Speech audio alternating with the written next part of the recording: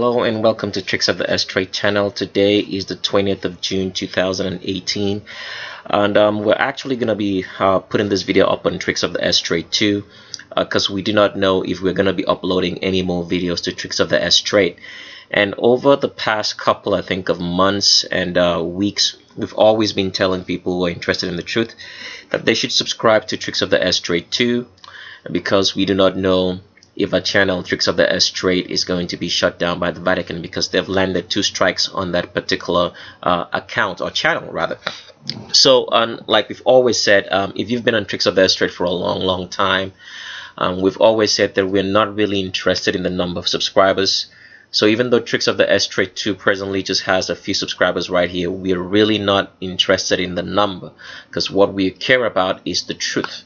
And even if we were to have maybe like we've always said on all our videos, even if we have 10 subscribers who are dedicated to the truth, then that will suffice, because we're not here for the public. We're here for those who are really interested in the truth. So we may not upload any other channels, we will not upload any other videos to Tricks of the S-Trade, and that will serve as just an old channel for now. And we'll be uploading new videos for the people who are really interested in the truth to be on this channel. So that means if you're watching Tricks of the S-Trade 2, that means you must have been on Tricks of the S-Trade. So because we're going to be continuing from there. If the channel gets shut down by the Vatican sooner or later, then we'll be uploading all our old videos from that channel to Tricks of the S-Trade 3 until we get our website in order, because like I said before in the last video, we're not in a hurry to do that website because it's going to be something that's never existed before. We want to create a platform in which we can talk about so many other things and have maybe like live videos for those who are interested in maybe getting to see my face, but hopefully I don't think that will be necessary. But it'll be a live video in the sense that you can hear me talk and I'll take questions and answers, and it's going to be a different kind of platform that has never existed before for those who are interested in the truth. So if you're on Tricks of the S-Trade 2 and you're watching this particular video right now, we do expect that you've been on Tricks of the S-Trade before you've been on here, because a lot of the things that I'm saying, we're not going to be going over and over and over again. We'll expect that you understand already because you've been on Tricks of the S-Trade for a very long time. So it's your first time on the channel. There shouldn't be no first timers, but if you happen to be a first time on our channel, we like to welcome you. We'll refer you to go watch Tricks of the S-Trade first. Watch the primer video. I'll show you how to get to the primer video in a second or two, and go to Tricks of the S-Trade and watch and get up on speed on a lot of the things that I'm going to be talking about, because this video is titled The Heart, the Blood, and the Trained Broadcasting Network.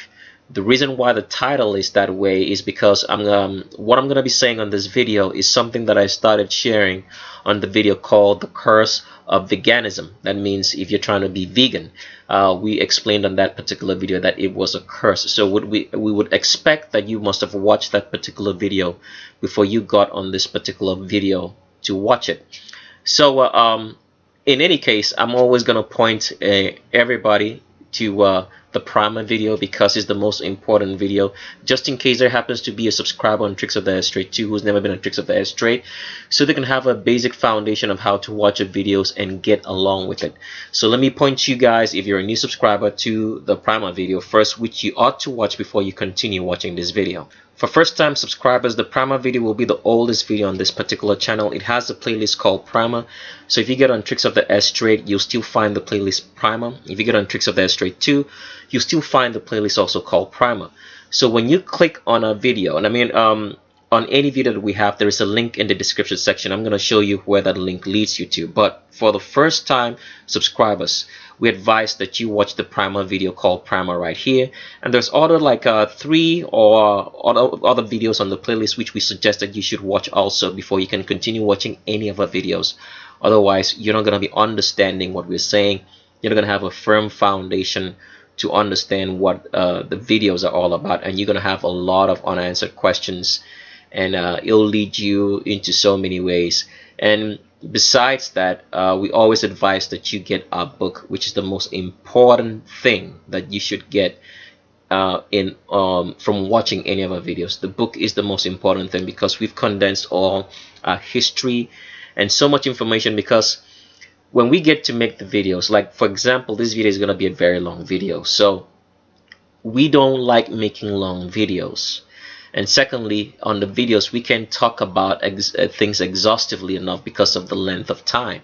We don't want you to lose interest just sitting and watching a very long video. That's why we put all the information in our book, because a lot of things that I'm going to be saying also, it's going to be related to the book as well. The book, like we've said before, is one of the most we would say this with all humility, is that it's like one of the things that you need if you're really interested in the truth, because we go into so much details. The videos don't do enough justice for anything that we talk about, but when you get the book, you can always have a reference that you can go back to.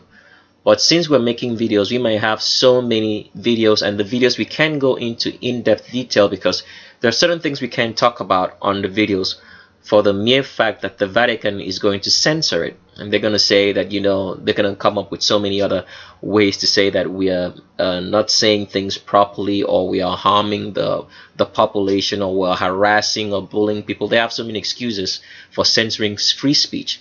So that's why we put all this information in the book, so you can have it at your own palms, and when you have questions you can always refer to the book and you get your answers. So we suggest that you get the book. We'll leave all our contact information on the screen for you to do that. So now, continuing on, like we said before, for our first time subscribers, you should go through this playlist called Primer and watch all the other videos that are in that particular playlist. And for every video that we have on our channel, there's a link in the description section. I'm hovering my mouse right over it. If you click on this link, it's going to take you to a document. The document is called Male versus Female Visual Differences. We advise that you download this document and study it for your own self and keep it handy, so that you can know the visual differences between male and female, because this is something that's not taught in schools, because the Vatican controls the educational system. And we do suggest that if you're a parent, that you should teach your children, mostly make out time to teach your children stuff at home so they understand what's going on in the world. Because if we leave our children to the Vatican and the educational system to teach them, they're going to come out the way that we see them on TV nowadays, and that's always going to go wrong. So for first-time subscribers, please download this document and study for your own. And since we're going to be in the transvestigation of the people that we're going to be talking about on this particular video in a short while, we just have to go through this document really quick to show you the visual differences between male and female. So to the left of a screen, you're looking at a female, and a female is designed to give birth. So because the female is designed to give birth, a skeletal structure is also designed to give birth, and because of that, a female has a pelvis that's tilted forward, as you can see in this particular document. So the female pelvis is tilted forward, and because of that pelvic tilt, there is an arch in a female's back. The arch is extra support to distribute the weight of pregnancy across the body, so that the lady doesn't have any problem walking, hurting herself, or hurting her baby. So that's why a female has an arch in her back, because of the tilted pelvis that's forward. So if you draw an arch on a female's back, all right, you can draw the arch from below the shoulder blades. It's going to form a deep C arch in the back. If you draw it from high above the shoulder blades, it's going to form an S-shaped arch in the back. So that's why a female's back is shaped that way. So I want you to remember those two letters for a female's back. It's shaped like a C or shaped like an S when you're trying to determine the gender of someone. Now for males, males have a straight back because the pelvis of a man is not tilted forward like that of a female, because a male will never give birth. A male is not designed to give birth, and it will never ever happen in the history of mankind that a man gives birth. So that's why the pelvis of a man is straight. So because of that, the back of a man is also straight. There's no arch in the back. So if a man's back wants to arch, it's going to arch outwards like you see right here in the shape of a D or a P, but it's going to be a straight back into the pelvis. So I want you to remember those two letters. A D-shaped back for a man, or a P-shaped back for a man, but a straight back, and a C-shaped back for a woman, or an S-shaped back. Now, a lot of people come on the channel and try to get into asking us questions like, for example, why don't we use the secondary male or female characteristics to determine the gender of someone? you have to understand that secondary male and female characteristics is always based on the primary skeletal difference between male and female. So if you don't get the primary right, the primary skeletal structure, and determine that this gender is male or female, you're going to get the secondary wrong, because the reason is the Vatican, which is so concerned about making us weak so they can control us, because it's the first civilization of humankind that is so much concerned with making the population weak so that they can control us. They feed us hormones in the air we breathe, the water we drink, the food we eat, in the clothing we wear. So right from conception, we are bombarded with so much hormones, such that the secondary male and female characteristics do not line up anymore. So for example, you'll notice that females can speak with a very deep masculine voice, like I am speaking right now. You'll notice that females will have facial hair, and females will have an Adam's apple, but their skeletal structure remains feminine, because nothing can change the skeletal structure once it's determined at conception. That's how from dead remains of human bones you can determine the sex or gender of someone, because nothing can change the skeletal structure. The same with a man as well. Okay, you find out that with all the hormones that we're being fed, some men do not grow facial hair, some men do not grow an Adam's apple, some men have some sort of fatty tissue in their chest, and some men speak with feminine voices, because all our foods are being poisoned. Why are all our foods being poisoned so much? Because none of us is growing the food that we eat anymore. So whatever they say is food, we just accept it to be so, and we take it. So the system has been designed in such a way to make us weak, and they're feeding us hormones regularly and daily. So if you go after the secondary female and male characteristics and try to determine the sex or gender of someone, especially also based on the fact that the Vatican is hard at work making sure that they're taking young children as babies, and then they're manufacturing or feeding these children hormones and babies hormones, and making them, forcing them to live in a sex and gender that's different from the sex and gender they were born with. Some of these people will come out with the secondary male and female characteristics, but they are not really male or female. So that's what's happening. So on our channel, you have to go after the skeletal structure, because that's the only way you can be sure of someone's gender. If you're going off of all of that secondary male or female characteristics, for example, they say long arms, long ring or index fingers, which is actually false. It doesn't exist. A female can have a ring or index finger longer than the other. Doesn't make her to be a different gender. What determines the gender is the skeletal structure. So for example, the female skeletal structure is designed to give birth, and because of that, a female has hips below her crotch, an arch in her back, a wide pubic arch, and a tilted pelvis forward, which makes her to be able to give birth. So that is what determines if you're female. It has nothing to do with your ring or index fingers. It doesn't have anything to do if your arms are long or not. It doesn't have anything to do if your torso is long or short. It doesn't have anything to do with if you have an Adonis belt, an Adam's apple, you're growing facial hair, you have a slanting forehead, a big skull. It has nothing to do with that. Your skeletal structure determines if you're male or female, and the female skeletal structure is designed to give birth, and that's what differentiates the sexes. So when you come up on a channel, you have to make sure that you're sticking to the skeletal structure. If you go left or right or center into the male and female secondary characteristics on our channel, we block you for slandering, because that's exactly what you're doing. We haven't changed, and we'll never change just because we're in Tricks of the S-Trade 2. So let's scroll forward into document just to show you a little bit more of those differences. Sorry, right here you can see there's a female kneeling down. She has a deep C arch in her back because the pelvis is tilted forward. It doesn't matter if the female's got muscles, she works out in the gym, is on a ton of steroids.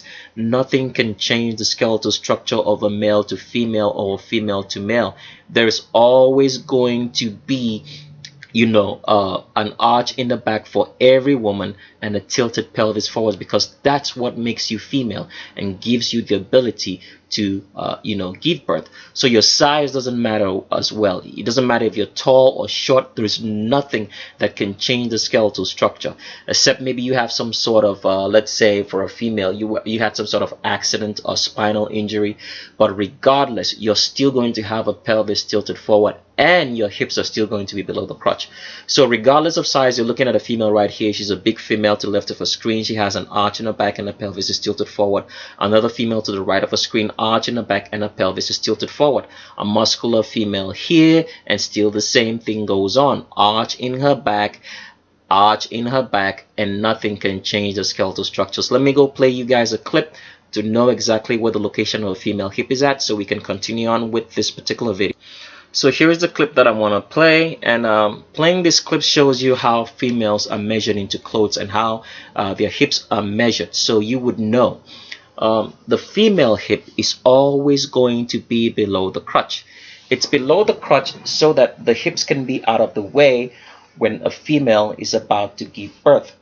And this is how every woman's hips is measured across the world, and how her clothes are sewn so that she can fit into. So you have to understand that, for example, that there are so many, let's say, cloth makers around the world, and they sew women clothes and ship it to different countries. If they did not know the location of the female hip based on the clothes they're sewing, a lot of the clothes that are shipped around the world would not fit the women that wear it. Why? Because you would have varying degrees and places for determining where the location of the female hip is in the dress, and that wouldn't work. But all females' clothes are sewn in such a way that the location of the hips have to be below the crotch so that the female clothes can fit. So that's what you're looking at screen right now, because for example, so many channels give you the idea that there's such a thing as a shoulder to hip ratio that determines if you're male or female. There's no such thing. The location of the female hip is below the crotch. The location of the male hip is above his crotch. That's what makes you either female or male. The location of the hip. It's either below the crotch and makes you female, or it's above the crotch and makes you male. So that's what you're looking at the screen right here, as this female is going to be measured into these clothes, or measured her hips rather. As you can see, the tape goes round, and the location of that tape is below the crotch. The female has a wide pubic arch. The pubic arch is the space in between the crotch so that a baby can come out of the womb when a female is ready to give birth. So because of that wide pubic arch, which does exist here, it makes everything in the female pelvis to be farther apart in the body. So because of that, the female hips are wider. All right, that gives that woman the hourglass figure that you all see with all females, because of the wider hips that's below the crotch. Now, because of that, a female has an acute Q angle. The Q angle is the angle between the hip and the knee, and for females it starts below the crotch. For males it will start above the crotch. So this female is going to turn around from the back so you can see that location of the hip and the Q angle from the back. And I always suggest, in all your investigations of trying to determine the gender of someone in a very confused world in which the Vatican has left us in, if you get a picture of someone and you're confused about looking at the person from the front to determine if the sex and gender of the person is either male or female, try to see if you can find a picture of the person from the back, because once you see any woman or man from the back, you're going to know exactly that this is male and that's female, because of how acute the Q angle shows from the back. So this is a female right here, and in females, the Q angle and the hips are slightly just above the bum line but below the crotch from the front. If this person was a man, this Q angle will be farther away from this bum line, and you would know that this is male. Let me show you an example. So here is the example I wanted to show you guys to prove what I'm saying. So what we're looking at is the back picture of Iggy Azalea. Iggy Azalea is believed to be a very beautiful woman by the public, but Iggy Azalea is not actually the gender that she claims. For more of Iggy Azalea, you can get on Tricks of the S Trade and look for the video called Iggy Azalea. Who is Iggy Azalea? We have a part 1 and a part 2 over there, which we make all that analysis, and we also have an imposter hip series featuring Iggy Azalea. So get on the channel, look for either the imposter hip series playlist, or look for Who is Iggy Azalea on Tricks of the S Trade, which we get into details about showing you who Iggy Azalea really is. So what you're looking at is the bum line of Iggy Azalea right here. If you notice, the Q angle of Iggy Azalea from the back is so far away from this bum line. Why is that the case? Because Iggy is 100% male. So that's why the Q angle is so far away from this bum line. Because if Iggy Azalea was female, the Q angle would be right around here. But it doesn't exist because Iggy Azalea is 100% female. So that's what I wanted to show you as an example. Let's continue on with the video. So just for comparison purposes, so I'm pulling this picture of Iggy Azalea to the right, so you guys can see the difference of what it looks like to be a female or a mutilated male, in this case in Iggy Azalea. So here's a female right here. You can see the Q angle right here starts just slightly above this bum line right here. Slightly above it, not so much far away from the back. While in Iggy Azalea's case right here, you can see that here's the bum line and it's so far away up. So far away, not as close as it should be for a female right here, depending on the distance. So see how far it is for Iggy Azalea, because Iggy Azalea is male, a mutilated male who actually believes that she is female, a product of the Vatican. So let's continue on with the video finally.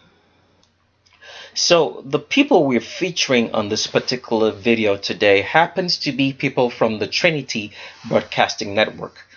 Trinity Broadcasting Network is a very popular Christian channel which a lot of people love watching.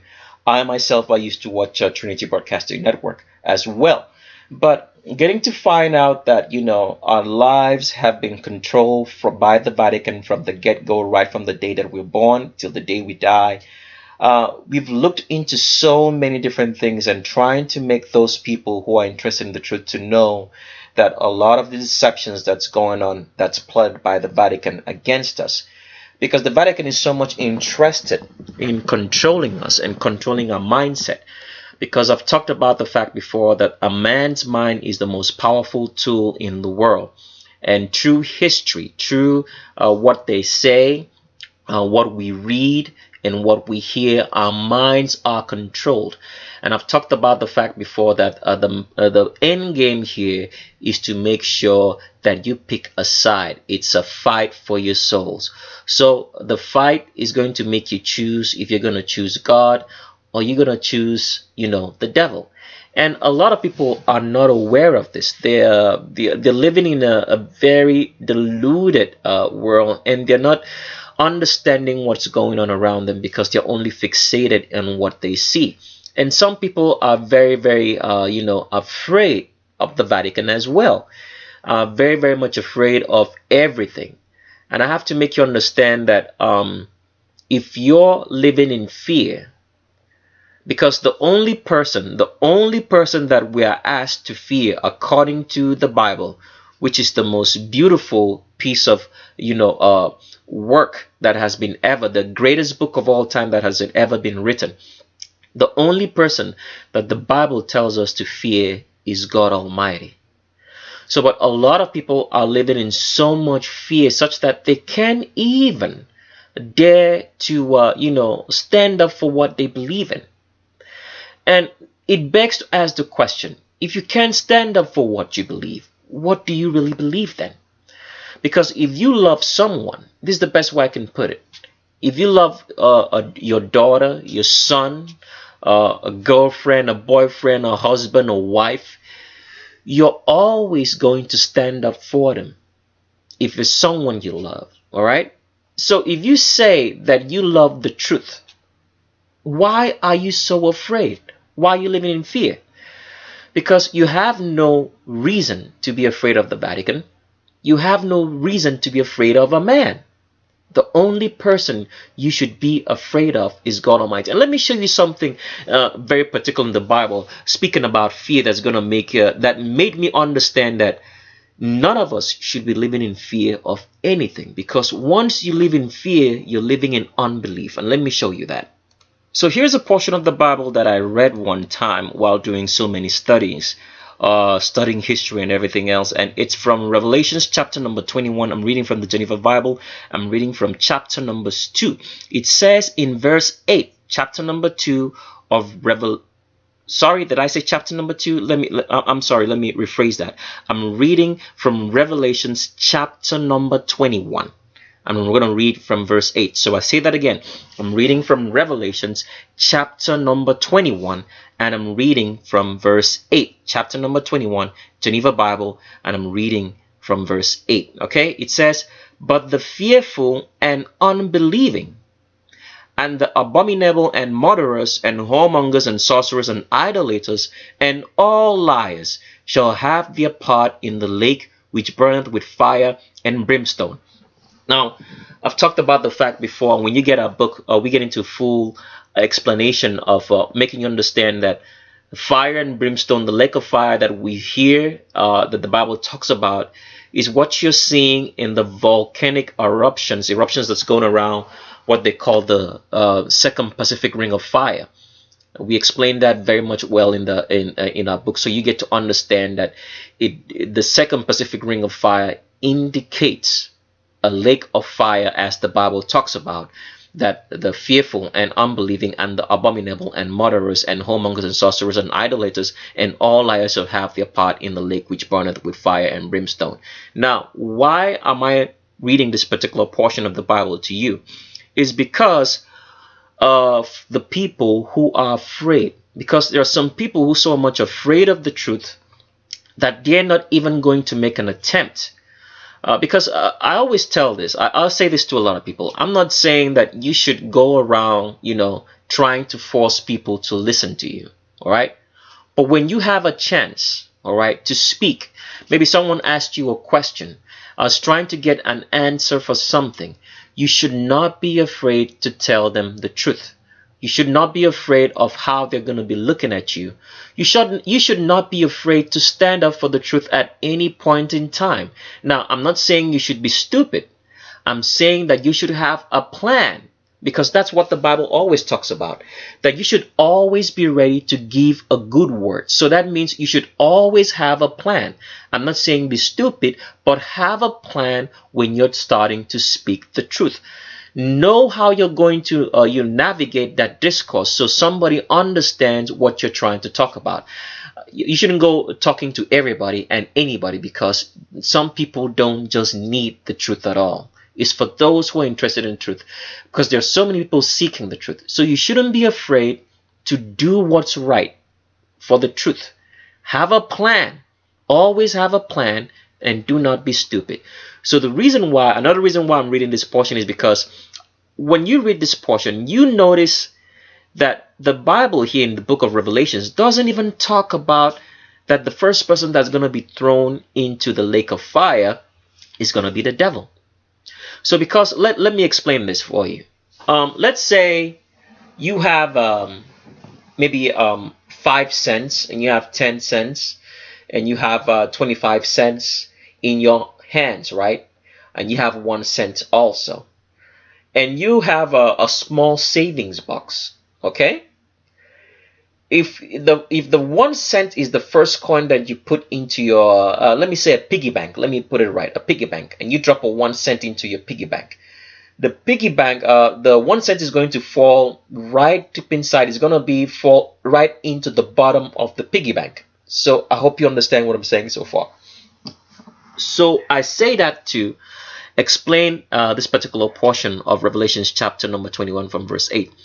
It says, the fearful and unbelieving. It mentions people who are afraid first, that they are going to be the ones who are thrown first into the lake of fire. That means they're going to go down to the very bottom part of the lake of fire, because you have to know the bottom part of every furnace is the hottest part, because the upper part, is closer much more to like air, so it's a little bit cooler on the surface, but when you go down deep under, it's going to be very, very hot. So the people who are afraid, because there are people who are living in paranoia every day, they don't want to mention anything or say anything because they're afraid that, one, the government is watching them. They're afraid that the Vatican is going to kill them. They're afraid to even say anything about the truth. If you're living that kind of life, you're afraid to say the truth because you're afraid of the fact that the Vatican is going to come down on you, that the Vatican is going to get you, or the government is going to get you, or that you're going to be thrown in jail, or you're going to get killed, or whatsoever. The Bible does say that you have no portion with God. That's what it says. So once you're living in fear and you can't even mention the truth, that means you do not really believe in the truth. That is a fact. Like I've said before, I'm not saying you should go talk to everybody and anybody. You should have a plan when you're trying to discuss the truth, and discuss for those who are hearers, who want to hear. So if you're afraid, if you're living that kind of life, afraid of anything and everything, being overcautious, you don't actually believe, because the only person that we are called to be afraid of is God, and no man, no Vatican, and no government. So let's continue on and continue back with what I was trying to say on the people that we are talking about today, which happens to be the Trinity Broadcasting Network. We've just labeled this particular video, the heart, the blood, and the Train Broadcasting Network, because it's talking about the people who are behind the Trinity Broadcasting Network. So let's get back into that. So like I was saying, today's feature is about the Trinity Broadcasting Network. And a lot of the so-called people who say that they love God, they're Christians, all listen to the Trinity Broadcasting Network. And little did we know that the Vatican is behind every religion that's going on, that's the focus in our lives today. And Trinity Broadcasting Network happens to be one of the Vatican's tools. So one of the things that you have to notice about Trinity Broadcasting Network is the word Trinity. Now, Trinity has always been associated with the Roman Catholic Church, and a lot of us believe in the Trinity. But do you know that there is nowhere in the Bible that the Bible talks about a Trinity? There is nowhere in the Bible that the Bible says that there are three gods in one person. There is nowhere in the Bible. The only thing the Bible says is that God the Father, the Son, and the Holy Ghost are one. He says these three are one, but he didn't say Trinity. And let me just show you guys that so you can have a reference point for this particular video as we're going on. So the portion that I'm referring you guys to is 1 John chapter number 5, and I'm reading from verse number 7. So remember that 1 John chapter number 5 in the Geneva Bible, I'm reading from verse 7. It says, "For there are three which bear record in heaven, the Father, the Word, and the Holy Ghost, and these three are one." So he says these three are one. That means, in essence, the Father, the Word, and the Holy Ghost are one person. They are not three different people. I don't know if that's the best way I can explain it so you guys can understand. He says these three are one: the Father, the Word, and the Holy Ghost. They are one. So it's not talking about a Trinity. What he's saying, that when you hear the Father and you hear the Word and you hear the Holy Ghost, that these are one. That means they are one person: the Father, the Word, the Holy Ghost. Okay? So there is no mention of a Trinity anywhere in the Bible. So the idea of a Trinity is actually pagan, which comes from the Roman Catholic Church, which is actually pagan as well. And a lot of people, we explain also in the book. When you get the book, you get all those details. That when you go to church, what you're going to is a synagogue of Satan. You're not going to church. Because somebody once sent me an email and said, you do not go to church, but the Bible talks about that we should not forsake the assembling of ourselves. But the person did not read that. The Bible didn't say you should not forsake the assembling of yourselves in church. So that's why people get confused, because that particular portion doesn't say you should assemble in church. It says do not forsake the assembling of yourselves. It didn't say assemble in church. So when you go to church, you're going to what the Bible calls the synagogue of Satan. And some people always get confused when they hear that word, because the synagogue of Satan means exactly that. It's not talking about a synagogue, because synagogue were always associated with Hebrews. But the Bible specifically says synagogue of Satan. So what's the best way I can put it? So let's say, for example, you have a company called Macy's, all right? And the company is called Macy's of Edenwood, okay? That is the company's name, Macy's of Edenwood. Then there's another company that's called Macy's. The company just goes by Macy's. You can't confuse Macy's with Macy's of Edenwood, because they are two different companies. So if the Bible was making reference to a synagogue, right, he would have said synagogue, but he said synagogue of Satan. So synagogue of Satan is a company, and that refers to the church, the so-called church buildings that you guys walk into. Because when the Hebrews were assembling themselves, as the Bible says, do not forsake the assembling of yourselves, they were assembling in a synagogue or a house or a home of anybody else who invited them to come into that assembly. They were not going to a synagogue of Satan, which is something different. Okay? So people have to understand that a synagogue is not the same thing as a synagogue of Satan. So when you get a book, we get into those fine details for you to understand what's going on. But getting back here to the Trinity Broadcasting Network, we're just going to read some few things about the Trinity Broadcasting Network. So to show you that this network has nothing to do with God, because the people we're going to be featuring are one of the people that the Vatican used to make us believe that the Trinity Broadcasting Network was founded by them, so that we cannot trace back the fact that the Vatican is busy in our daily lives interpreting the Bible for us, instead of allowing the Bible to interpret itself for us. And a lot of people are so deceived, because every time I tell someone that as long as you're going to church, you do not really believe in the Bible. And that is just fact. As long as you're going into a church building and worshiping at a place that's been built and has a name and is a denomination, you are not going to worship God.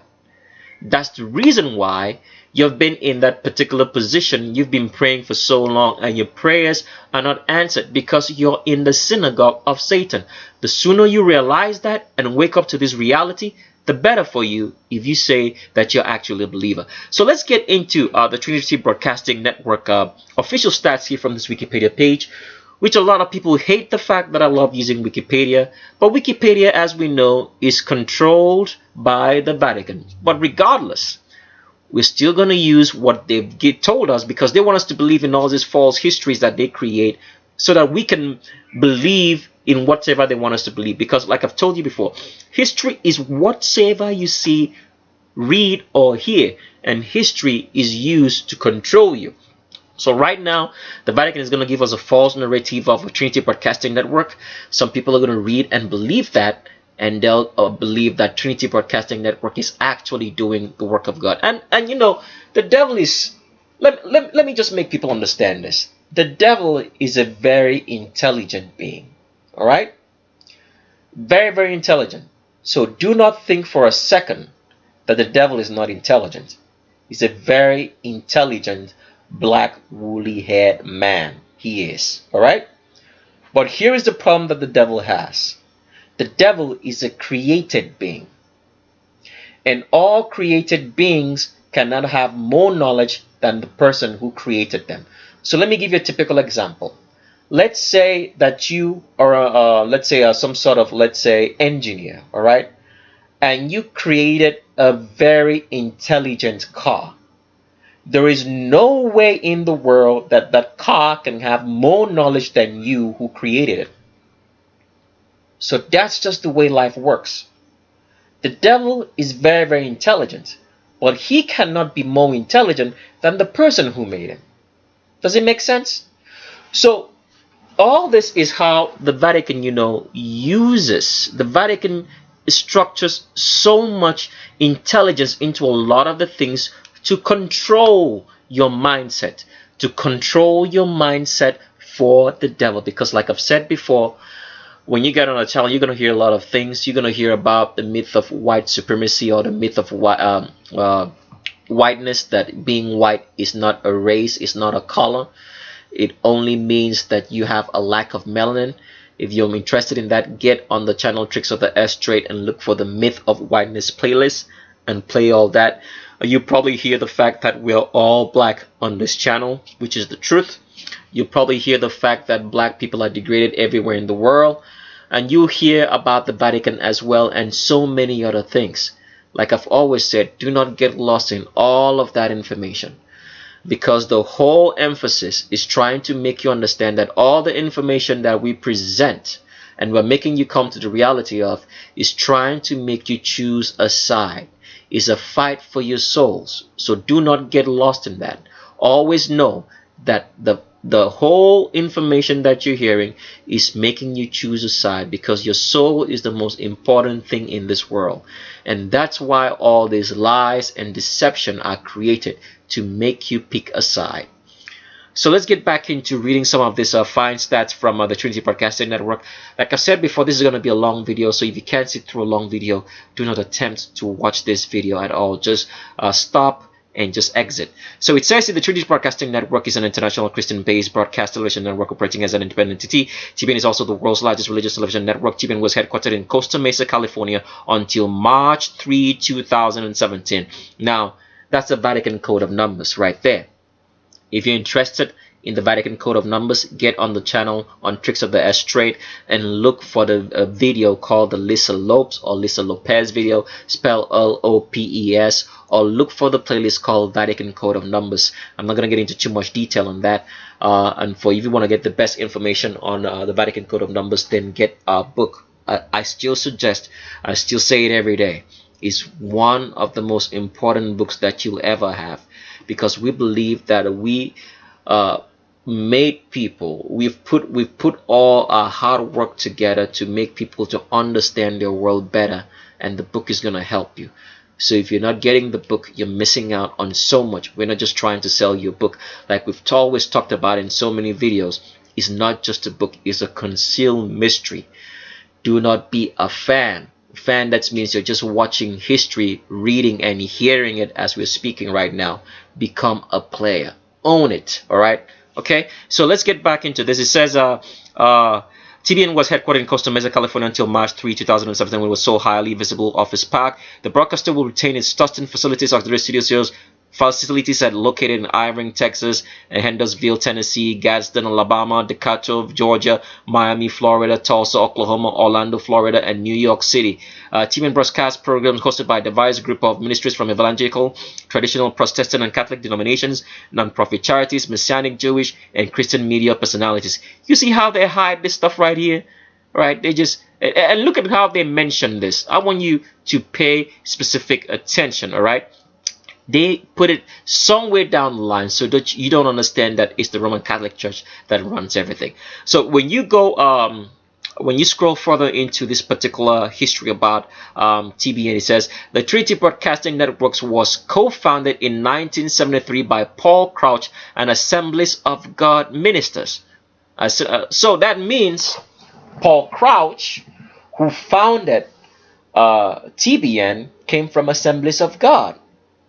So if he came from Assemblies of God, that means the Vatican controls the Assemblies of God Church as well. Because like we've talked about, the Vatican controls all religion in this world. Organized or unorganized is all run by the Vatican. So who are we featuring at this particular point? So the person we are featuring today is Paul Crouch. We're gonna be featuring Paul Crouch, and we're also gonna be featuring Matt Crouch, who's the current president, because Paul Crouch passed on or died a couple of years back, and his so-called son Matt Crouch now runs TBN. We're also gonna be featuring somebody by the name of Stephen Fortichik. I don't know if that's the pronunciation of the name. Stephen Fortick is he's a pastor of a church called the Elevation Church. You probably watched it on TBN as well. And with the people that we're featuring today, I want to thank a very special subscriber for bringing this to our attention. I want to thank Amy once and again, and for always looking out and spotting the people that maybe we missed out. You're doing a fine job, Amy, and we thank you for that. I haven't forgotten about you, and I'll never forget about you. So those are the people that we're featuring today, and that's why this particular video is called The Heart, the Blood, and the Trained Broadcasting Network. So since I've made you guys to know the people we'll be featuring today, now the topic of discussion, because the video is aptly titled the Heart, the Blood, and the Trained Broadcasting Network. The question we now have to ask is, what are we talking about in the blood and the heart? Now, like I said before, if you're watching this video, you need to have watched the video called The Curse of Veganism, in which we featured Billy Graham on that particular video. Now, on this particular video, the reason for talking about the blood and the heart is because over the years, being that I listened to so much, so-called speakers or so-called people who call themselves men of God, all right? I hate that word, man. I hate that word so much. I don't even know how to explain it. Once I hear that word, it seems like I want to get off. There is no such thing as a man of God. There's no such thing as men of God. What the Bible calls us is children of the Most High God. So do not let anybody stand in your face and tell you that he's a man of God and feed you a crock of nonsense. Okay? There's nobody that's a man of God. We are all children of the Most High.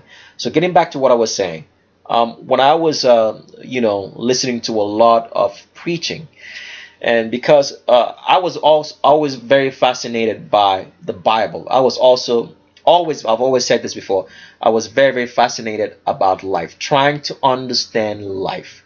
When I read so many of the stories of the Bible, we used to be stories to me, but I've just found out that we're not stories. They are actually reality, because the Bible is literal. It's not symbolic in any way.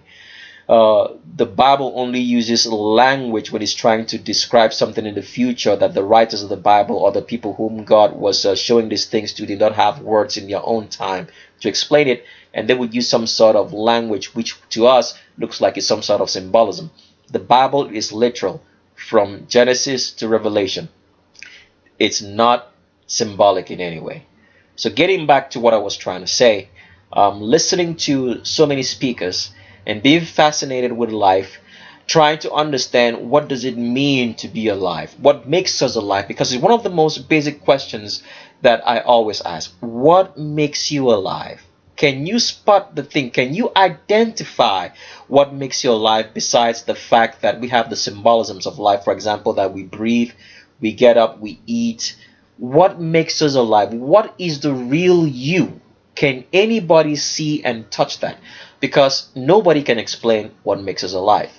Now, one of the things that I read while trying to understand what makes us alive is that I read some portions in the Bible which came up and told us that the blood is the life.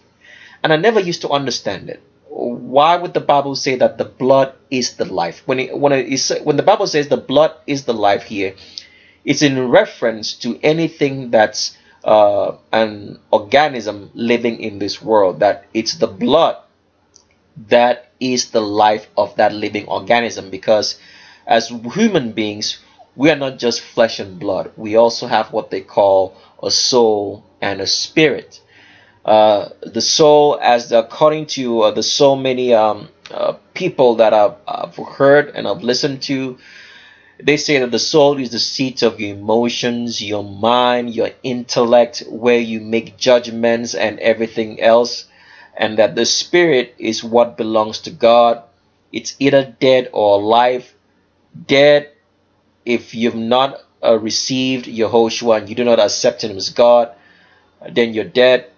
Alive if you've received, then the spirit is alive unto God. So that's the best way I can put it. So getting back to the subject of what makes us alive, what keeps us going on, and I came up to that so many portions of the Bible which reference to the fact that the blood is the life. On the video on the curse of veganism, I had spoken about the fact that all of us cannot have the same blood pressure. That is impossible. So when you go to a hospital and they put you up on some sort of, whatever they call it, they check your blood pressure, they tie something around your hand or check for your heartbeat and everything else, and they try to give you drugs, and they say, okay, you have maybe a slow heartbeat or fast heartbeat, or you're hypertensive, you have high blood pressure and all that. I tried to explain in that video that there is no such thing.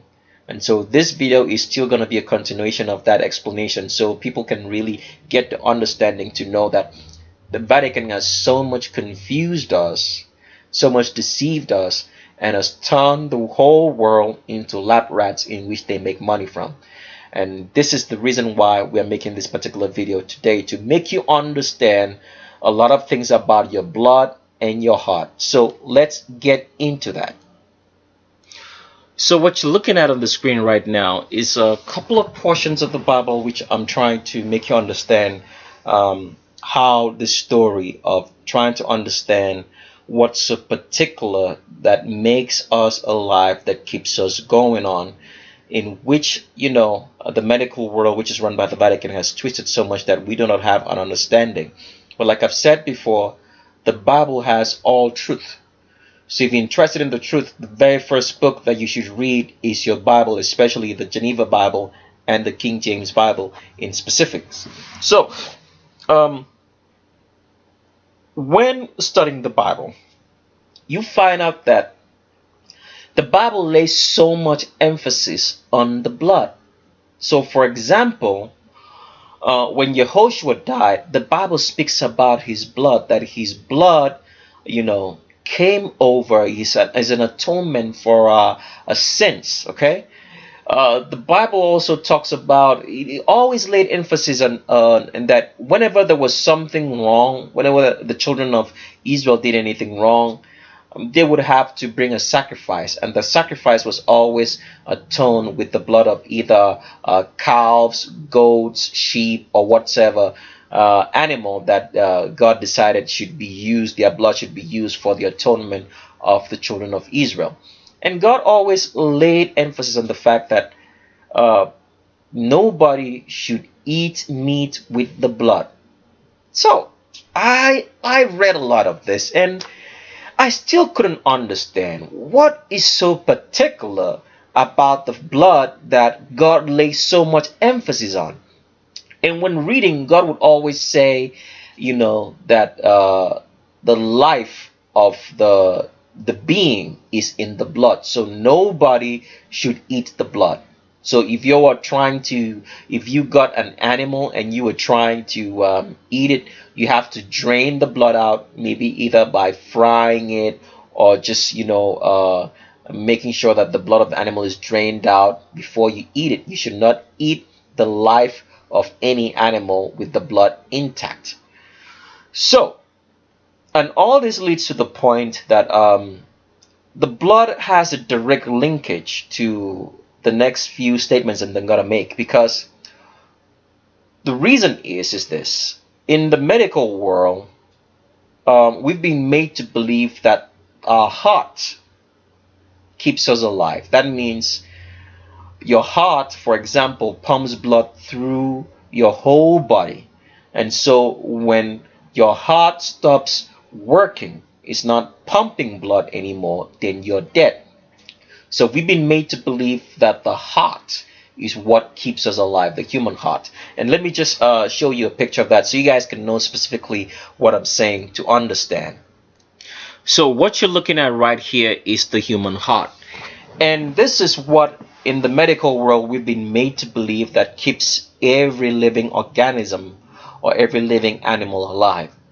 It's the heart. They say the heart is responsible for pumping blood throughout our whole entire bodies. And without the heart, and when the heart stops working, then we're dead. And we've believed this for a very long time. So let me get back into those portions of the Bible in which God lays so much emphasis on the blood, because I want to make you guys see a connection. Because according to the Bible says that the blood is what keeps us alive, that the blood is the life of all flesh. According to the Vatican, it says it's the heart. So which one is it? Because I was always very, very confused about this. I would ask the questions. The Bible is this is where you have to start paying attention, because your Bible is I don't know how to explain this. Your Bible is the greatest book of all time. If you would just read it and believe and study on your own, away from the so-called mind controllers in churches, in pastors, and whosoever else is trying to teach you the word, you just read it on your own, you will love your Bible. So, because if we have been studying a Bible away from, and believing it for what it says, a lot of the things that's going on in the world, we wouldn't be falling for a lot of nonsense. So, for example, the Bible tells us that our world is flat. And we see it every day that's flat. But we deny it and believe that it's a globe, that it's a spherical ball spinning, when there is no facts to prove that. But let me not digress. Let's get back into this. So, like I was saying, we believe that the heart keeps us alive. The Bible says it's the blood. Let me read some specific portions for you to see that. So the first portion I'm reading from is from Genesis. I'm reading from Genesis chapter number 9. I'm reading from verse 4 in the Geneva Bible. And it says, "But flesh with the life thereof, I mean with the blood thereof, shall you not eat." So it goes on to say, "For surely I'll require your blood wherein your lives are." So that's where I want you to stop, okay? It says that the blood is your lives. That means what's keeping the human body alive is your blood. And if you are in the medical world and you've lived for a very long time, you'll always hear that the heart keeps you alive. But the Bible here says, and God specifically says, that it is your blood that keeps you alive. So that means that the blood in our bodies is a living organism. It's an organ on its own. And this is just mind-blowing, because I'm going to show you all of this with proof so that you can understand that whenever you get to a doctor and they start measuring you for your your blood pressure and your pulse and heartbeat, that they're actually putting you in a mind control in which they can use you to make money. Because a lot of people get into a hospital and they get hooked up on so many drugs because they're telling them that you have high blood pressure, hypertension, and all that. You're going to find out that all that is false. And we're going to show you by the end of this video that you have anything of high blood pressure, hypertension, or so on and so forth. What you're suffering from has nothing to do with your heart. It will have something to do with the type of food that you've been consuming. Now, there's so many false narratives that we're going to get done away with this particular video. So please sit tight. It's going to be a long video. But let me read some other scriptures for you in which, God specifically always keeps mentioning the blood. And I was always wondering, why does he say it's the blood? Because technically speaking, when you hear that the blood keeps you alive, and then you hear such things as that it's your heart that keeps you alive, according to the medical world, as we have believed. When you put your hand on your heartbeat, sorry, when you put your hand on your heart, you can hear your heart beat. And so you believe that the beating heart is what is a symbol that you're alive or you're dead. And you tend to believe that.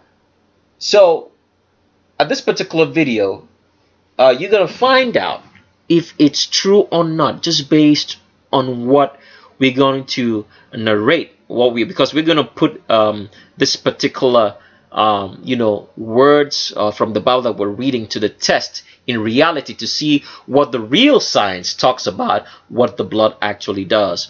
So let me read some few other portions on how God keeps on specifying that the reason for us being alive, especially our flesh, right, is because of our blood.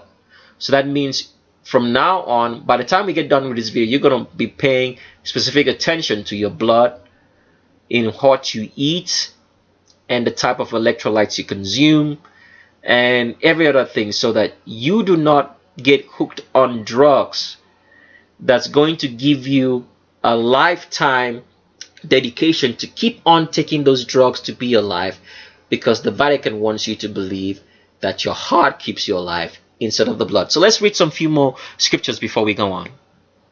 So the next portion I'm going to read comes from Leviticus chapter number 17 in the Geneva Bible, still in reference in God trying to make us understand that the life of every living animal is in his blood. So that means the blood is what keeps us alive. The blood is a living organism on its own. Okay? It's what keeps everything alive.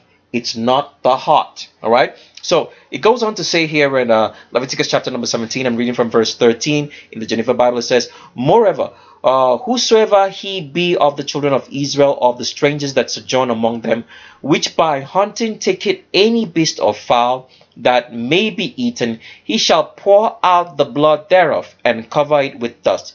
For the life of all flesh is his blood. It is joined with his life. Therefore I said unto the children of Israel, you shall eat the blood of no flesh. For the life of all flesh is the blood thereof." Now, why is God so particular, all right, about the fact that nobody should drink any blood, all right, or spill any blood of a human being? Because the life of the flesh is in the blood. Why is God so particular about that? You have to understand this. Like I asked this question before. Do we know what keeps us alive? Can you say for certain, because you see a dead human being, he still has blood in his body, but he's not alive. Do we know for certain what is the meaning of life? What does it mean to be alive? Does it just mean breathing, seeing, touching things and feeling things, being able to move and think? What does it mean to be alive? Because nobody knows. Nobody knows what keeps us alive, all right? Or what makes us alive. How can we ascertain that we are alive just by, or the essence of life? Nobody knows that. So that makes you understand the reason why God said that nobody should eat the blood, because all life, right, belongs to God. Because if we read according to the Bible, God gave us life. So remember, he said when he had created a man, he breathed into man, right, from his nostrils, and man became a living being. He breathed into man, right, and man became a living being. So that means the life came from God. Okay, so that's why he lays emphasis on the fact that nobody should drink blood, because that life that he gave is his. I hope that makes sense. So let me read one. I think I have one more portion to read for you guys to keep seeing this before we get into the nuts and bolts of this matter. So I'm reading again this time around from Deuteronomy chapter number 12 in the Geneva Bible, and I'm reading from verse number 23. Let me start reading from verse number 22 so you guys can understand clearly what I'm reading. It says, "But as the roebuck and the hart is eaten, so shalt thou eat them. Both the unclean and clean shall eat of them alike. Only be sure that thou eat not the blood, for the blood is the life, and thou mayest not eat the life with the flesh." So God is still laying emphasis on this, that nobody should drink any blood, okay? Because the blood is the life. And you should just eat the flesh, but not the blood. Drain out the blood, because the blood is the life, and the life belongs to Him, okay? So when you have an understanding of this, you tend to understand what goes on, especially in the so-called Vatican system that we live in. Why do they love spilling so much blood? The blood of children, the blood of adults, and the blood of so many people around the world. Because here specifically, the Bible makes you understand that the life of the human flesh is in the blood, and since all life came from God, then all life belongs to Him. So when you take blood, when you spill someone's blood, okay, we're not even talking about an animal right now. We're talking about human beings as well. When you spill the life of a human being and you use their blood, that means that you are associating the life, okay, of that being with something else. You're trying to give whatsoever being that you're associating the spilling of blood with life. Does it make sense? So for example, you find out there are so many rituals that goes on around the world in so many of these crazy temples which the Vatican owns, in which they make rituals of killing babies, human beings, goats and cows, and they spill the blood. And the Bible does makes us understand rather that all sacrifices that are made, that the people make, are unto demons. So that means when you spill blood, you're giving a demon life, okay? Because the life is supposed to belong to God. But when you spill human blood or animal blood, you're spilling it for demons, especially in rituals. So that makes us understand that what keeps every living organism, especially animals, alive is the blood. But we have to make you see that in reality. So the next website I'm going to read on, it talks about the fact that it's going to try to explain that the heart does not keep us alive. That when you get into any medical facility and you get measured for your heartbeat and everything is about your heart, your pulse and everything else, they are giving you the wrong idea, because we've been made to believe that the heart pumps blood throughout the whole human body and is what keeps us alive.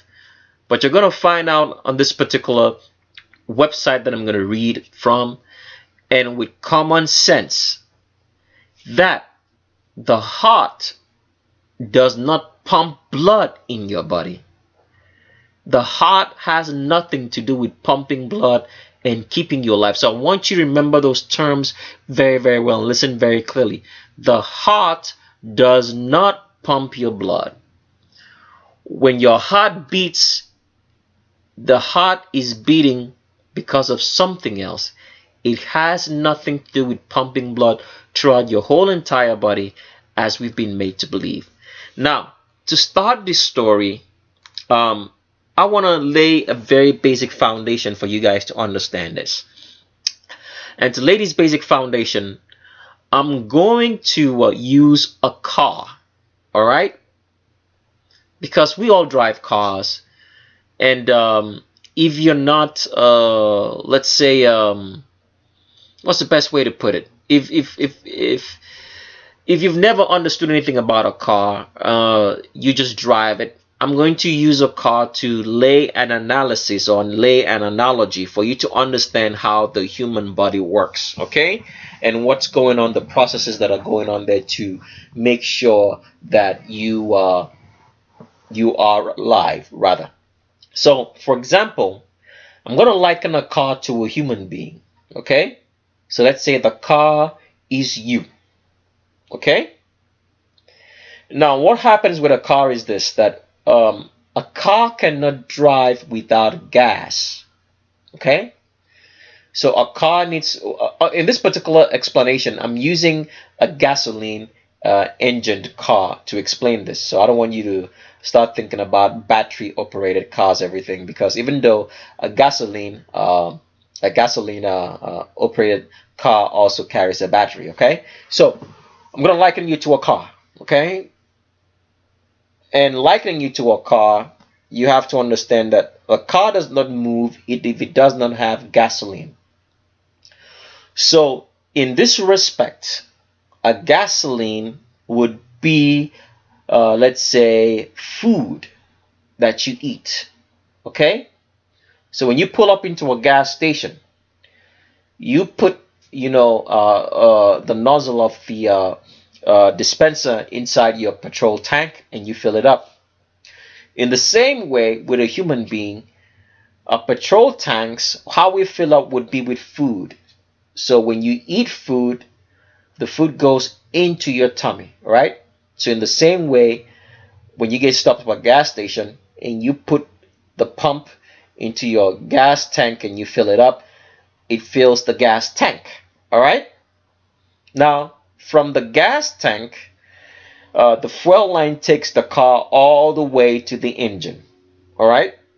In the same way, when you eat food, all right, you get energy, and your stomach produces that energy or the nutrients that you need for your, for the energy that you need to use to start moving. So let's say your intestines are, the small intestines now take the food that you've eaten, and then they digest it and produce maybe whatsoever, let's say protein. They break it down into all the necessary elements that you need as energy or fuel for you, all right? Now, the energy needs to burn to produce an explosion, which is the actual elements that you actually need for the car to move. So for example, when you fill up your gas tank, and the fuel line takes the gas all the way to the engine. At the engine, the gas needs to be mixed with air, and when it's mixed with air under pressure, it produces an explosion, which is energy. That energy is now transferred by the crankshaft that moves the wheels of your car, all right? So in the same way with a human being, when you're done eating, okay, and your tummy has digested the food and taken all the elements that it needs, it transfers this energy, all right, into the cells of your body, all right?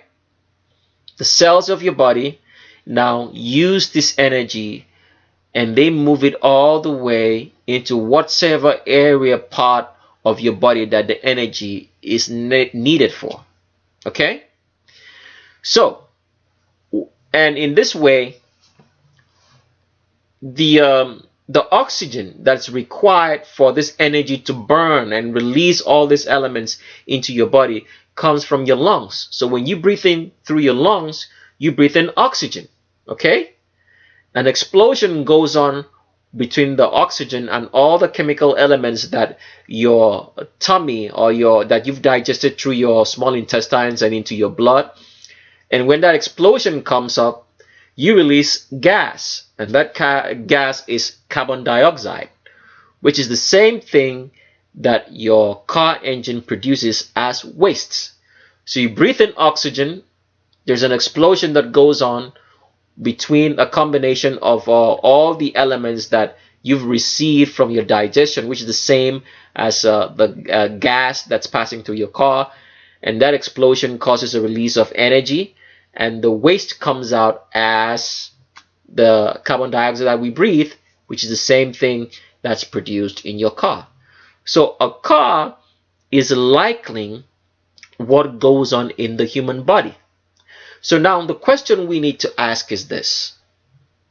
In all of that explanation that we gave using the car, did the engine,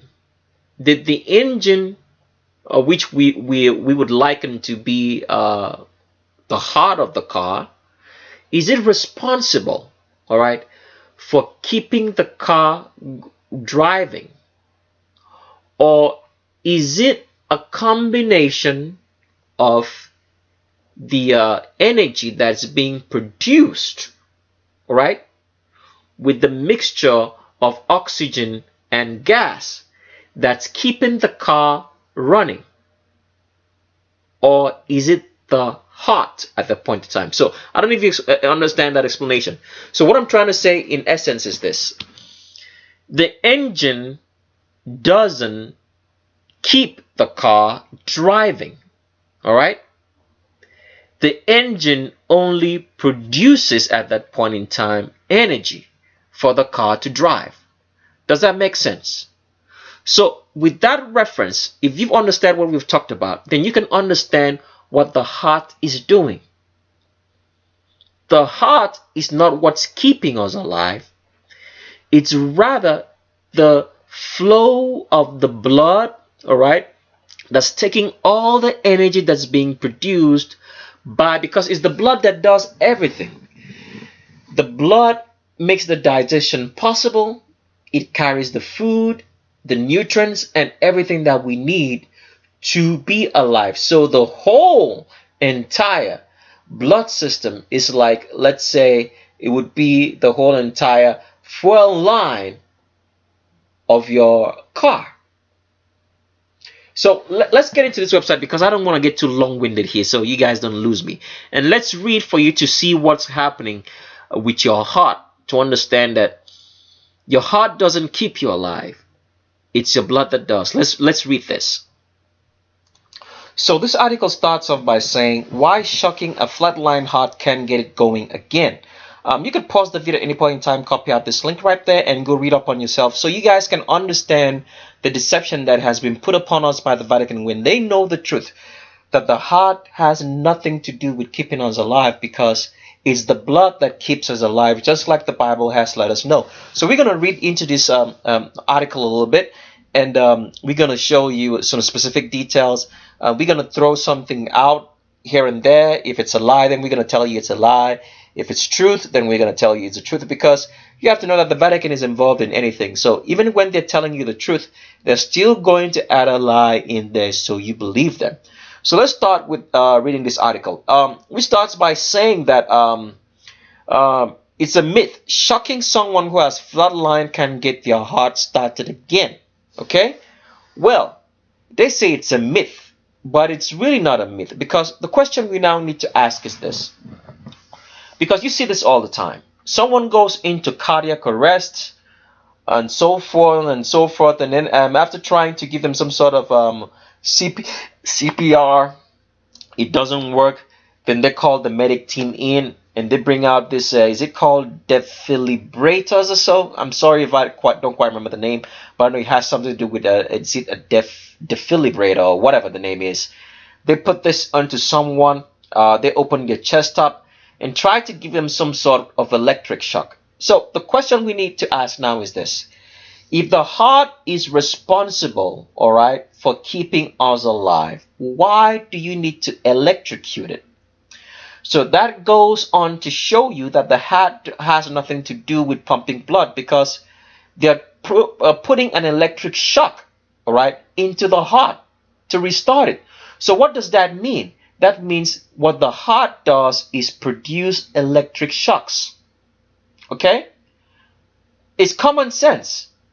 If you're putting an electric shock into the heart, that means what the heart naturally produces or uses to function is an electric shock. It's the same analogy that I was trying to explain with the car. If you put a gasoline into your car, that means the car naturally uses gasoline. It's the same ideology for it to work. In the same way, if you put an electroshock into a heart, that means what the heart does is produce an electric shock. We'll explain that a little bit more. Another thing that you have to understand is this. When a baby is being conceived, a baby doesn't have a functioning heart till, like, let's say 3 or 7 or 8 weeks into the conception. So if the heart is responsible for keeping us all alive, how does a baby grow being conceived without a heart for close to 7-8 weeks? What keeps it alive? It's the blood, just like the Bible says. But I know some wise fellows out there are going to say, oh, the mom keeps the baby alive by our own heartbeat. But that's not the case. The blood is what keeps that baby going, because we all know that the baby doesn't need anything besides the fact that the baby is just implanted into the mother's body and is feeding off from whatsoever the mom eats for it to grow. It just does that naturally on its own. So all what the mom is doing is feeding the baby from conception till the baby is born. So let's get back into reading this article. It's a very interesting article. Like I said before, it's going to be a long video, so if you can't sit through it, please don't at all. Just quit and go. And for those who are interested, you can always watch it in bits and pieces. So let's start here. It says, it never fails. Just the article just talking about what happens when we watch TV all the time and see someone get an electroshock to get their heart starting again, to live again. It says, it never fails. You're watching television and someone is circling the drain in a toilet for their life. The noise from the heart monitor affirms they are still alive. When it's consistent rhythmic beeps, all of a sudden alarm starts ringing off on the monitor. The dreaded flat line. Doctors begin rushing in. One of them always seems to yell, hand me the paddles, we're losing him. The machine is charged and miraculously the heart is shocked back to life, saving the day, but only after a suitably dramatic number of zaps and someone inevitably shouting, live, damn you. The problem is that in real life you'll be accomplishing nothing by shocking a flatline unless you like your meat well done. That is, medically a flatline is known as asystole, meaning no heart contraction. It might seem common sense that if there's no contraction, you might want to contract it with a shock. Let me make this a little more larger. It says, the truth about why this will never restart the heart lies in how the heart creates its life-giving bit. In the end, it all comes down to electrolytes. So that's the first step that we have to understand. Electrolytes. Now, what are electrolytes? In very simple terms, electrolytes just means salts. Okay? So the first step for anybody suffering from hypertension, because you hear this all the time, high blood pressure, they tell you reduce your salts. And it's been long known in the medical world, especially because if you get into a restaurant, you find out that they cook the food without salts, and then you have to add the salt on your own. And the government gets on a campaign and tries to tell us that we should try to eat less salts. Okay? But the truth is this. Salts is what we need as electrolytes in our body, because salt is made of sodium, potassium, and calcium. Okay? Those are the three types of electrolytes that our body uses: sodium, potassium, and calcium. So if you're eating less salt, that means you don't have enough electrolytes. Your blood, which we're going to find out by the end of this particular video, which is responsible for moving things and which needs those electrolytes for it to move, because remember, the electrolytes are needed to create, right, electrical impulses. Because like a battery in your car, the liquid in your car has salts, which is used to create electrical energy. So that means a whole entire body system is functioning on electricity that we naturally produce. So I don't know if anybody has watched this movie called The Matrix. You would have noticed that in the movie The Matrix, one of the things that what's the name of the guy in The Matrix here, Morpheus, told Neo was that the idea of that machine that was putting people in the Matrix was using human bodies to produce electricity to run it. All right? So the Vatican always tells you the truth, but people do not pay specific attention because you're just watching for entertainment reasons and you don't understand what they're telling you because you're not watching with your brain open. So as we get back into this article, I want you to understand that the first basic step, all right, in the blood to keep us alive is electrolytes. So if you're having hypertension, high blood pressure, all right, it means that you have a lack of sufficient electrolytes in your body. That means you're eating most of your food without salt or enough salt for the processes that your blood needs to keep you alive.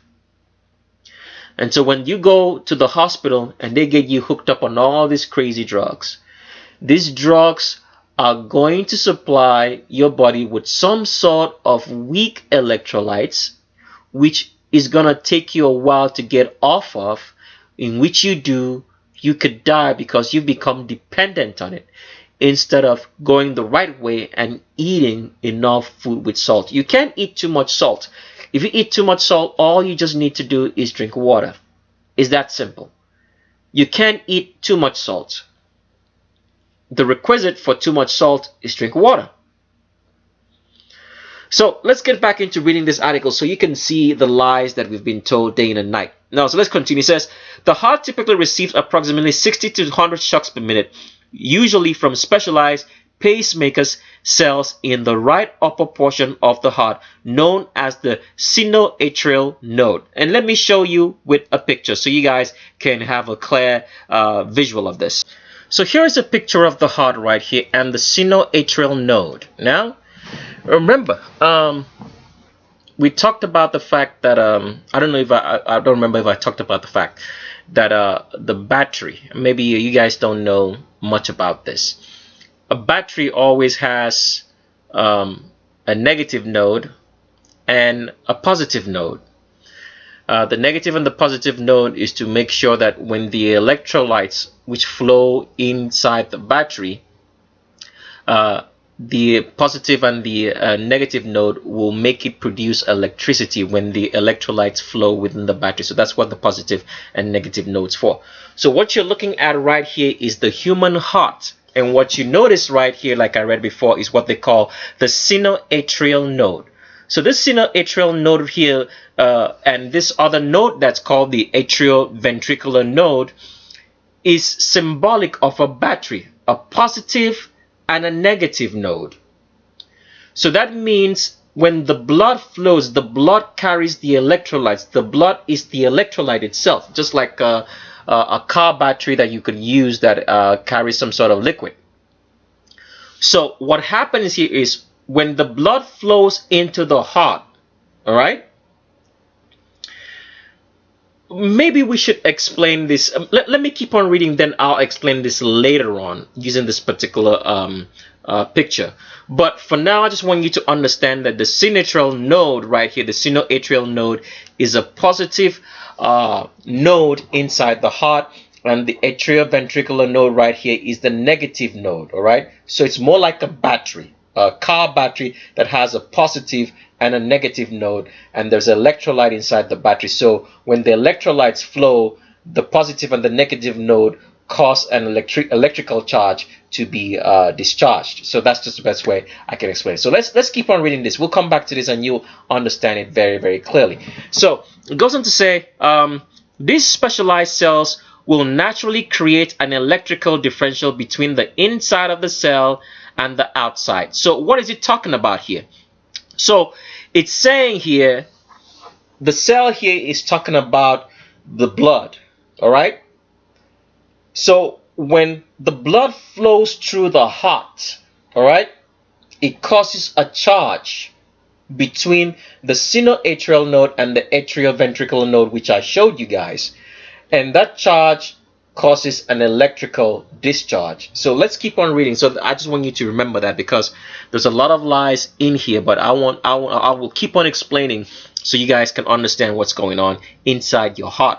So it says these specialized cells will naturally create an electrical differential between the inside of the cell and the outside.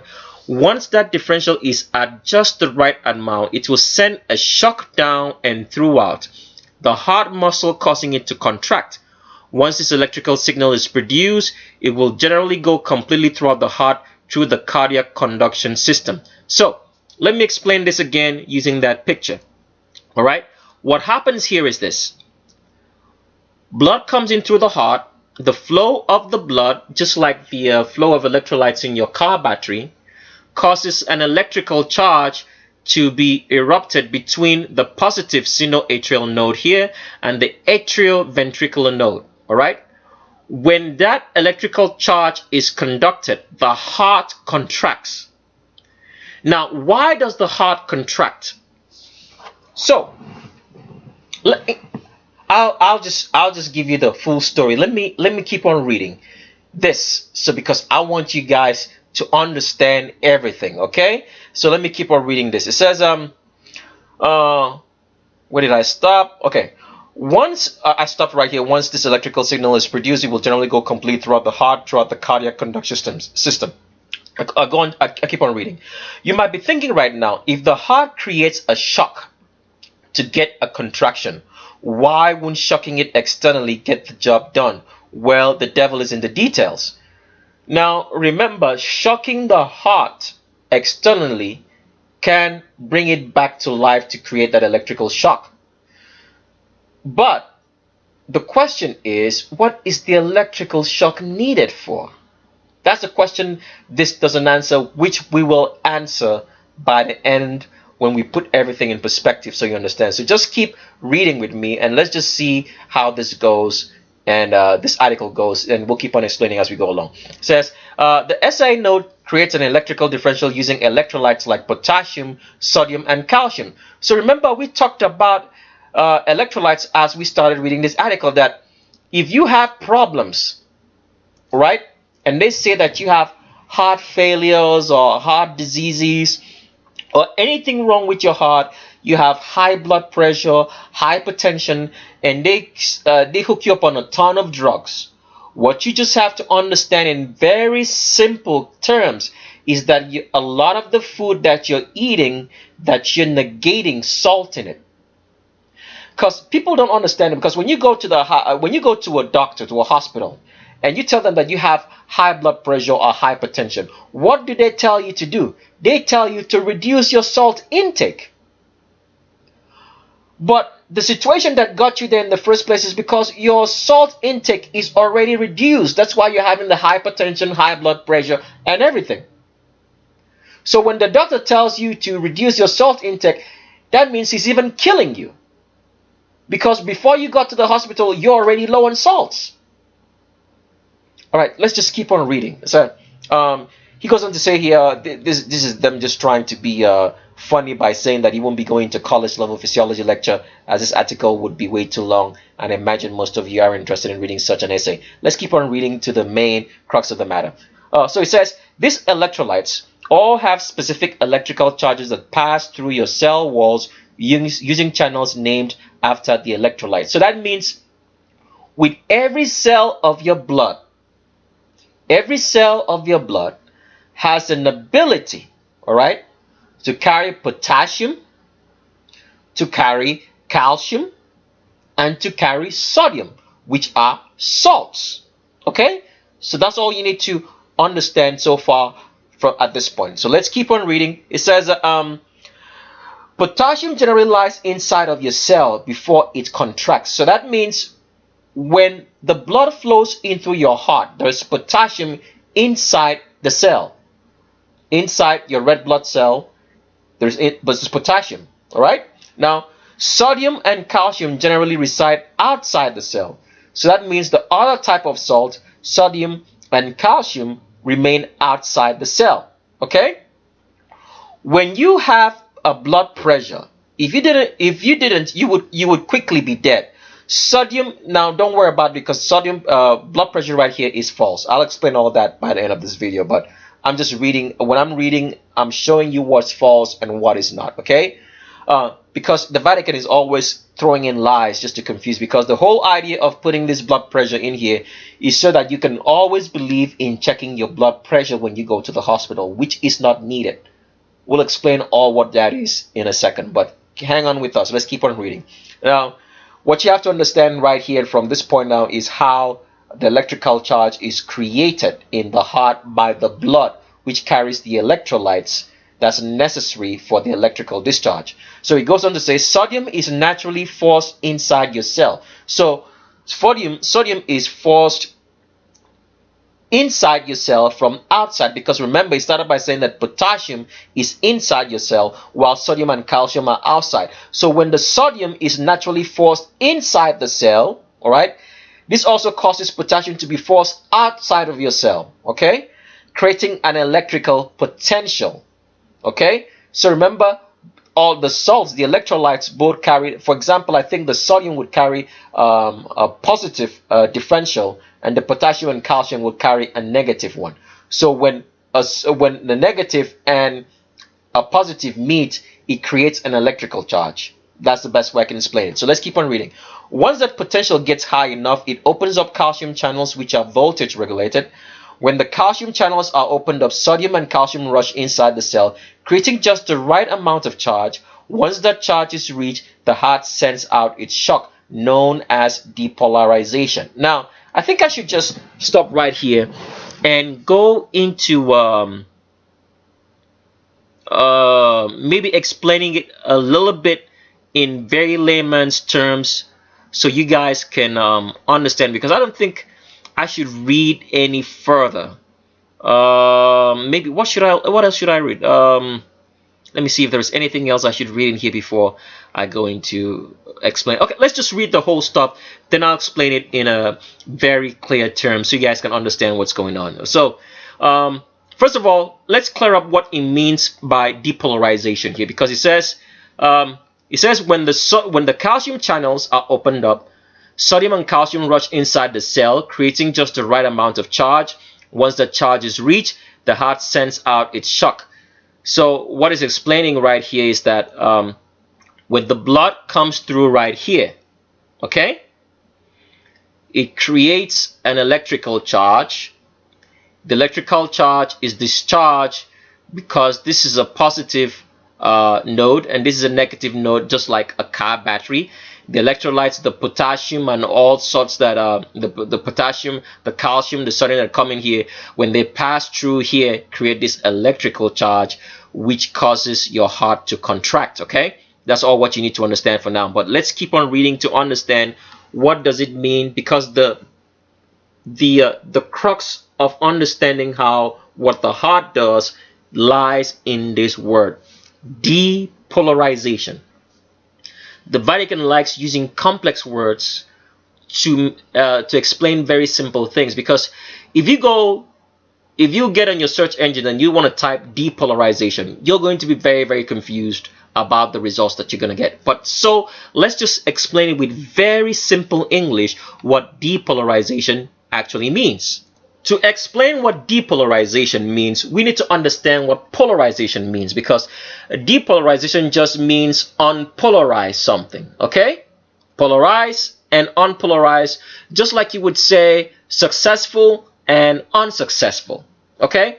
So you need to understand the main word itself before you understand what the meaning of depolarization is. And here we are with Wikipedia again. You could pause the video and copy out the link, or just type out polarization on your search engine and see what it means. So let's explain it and see what it means. It says, in the physical sciences, polarization, the ability of waves to oscillate in more than one direction. In particular, polarization of light, responsible, for example, for the glare reducing effect of polarized sunglasses. Now, if you read all this, if you're somebody who's trying to understand what it means, you get a hell lot of confused, because they're telling you that polarization means the ability of waves to oscillate. So let me break it down what it means. Oscillation just means change direction. It's that simple. So that means you're going from north to south, now go south to north. You're going from east to west, change from west to east. So polarization here makes you understand, you guys have probably heard of this word, alternating current. That means the current changes direction. It's not flowing one direction. That means it's going one way. It can come back the other way. And we've always heard that alternating currents are far better than direct currents, which just flows in one direction. So if you understand what polarization means, it just means changing direction. Polarization means changing direction. That means you can flow from north to south and from east to west. So with that understanding, when you get back into reading this article in which it says depolarization, what does that mean? It just means it's changing direction. Because polarization means that you're flowing in one direction. Depolarization would mean that you're flowing in another direction. So this makes you understand what the blood is doing. So let me break it down, because I think I should stop reading here and just explain this in very simple terms. So let me bring up that picture of the heart again. So here's what's going on with your heart. Your heart does not pump blood. Your heart is too small an organ to be able to move the amount of blood into every part of your body that you need to be alive. So whatever you've been told throughout history, that your heart pumps blood and keeps you alive, is not true. It's your blood that keeps you alive, because your blood is a living organism on its own. So let's explain this in very simple details so you can understand what is going on here with the heart. Now, the blood needs electrolytes to move. All right? The electrolytes are gotten from the food that you eat and your salt intake. All right? Energy, all right? Because you have to understand, when you eat food, your body needs protein and so many other elements to keep everything going. It also needs electrolytes. So your blood is busy carrying everything that you need into every organ of your body. That's what your blood is doing.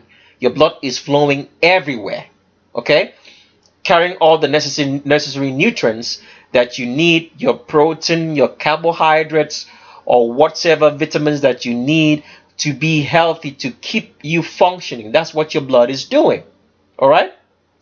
And for the blood to do this, to be able to move, it needs electrolytes, it needs salt. So the salts are the potassium, the calcium, and the sodium, which all carry charges, positive or negative. Okay? So now here is where the heart comes in. The blood needs to be oscillated. Oscillated means the blood needs to be moving. If it's going from top to down, it needs to go from bottom to up. Okay? So when the blood flows in through the heart, okay, right here, what the blood is doing is trying to create an electrical charge that's going to move it in the opposite direction. Because the blood doesn't need to flow one way, it needs to flow both ways. It needs to be able to flow from top to bottom and from bottom to up, because it needs to feed the whole entire body of nutrients. So if it's flowing in only one direction, okay, it's not going to be able to feed your body enough nutrients that you need. So because the blood is a living thing, it needs to be going up and down, back and forth, up and down, back and forth. Okay? So when it flows into the heart right here, into this part of the heart, right? I think this should be the right atrium or whatsoever. Okay? What happens is this.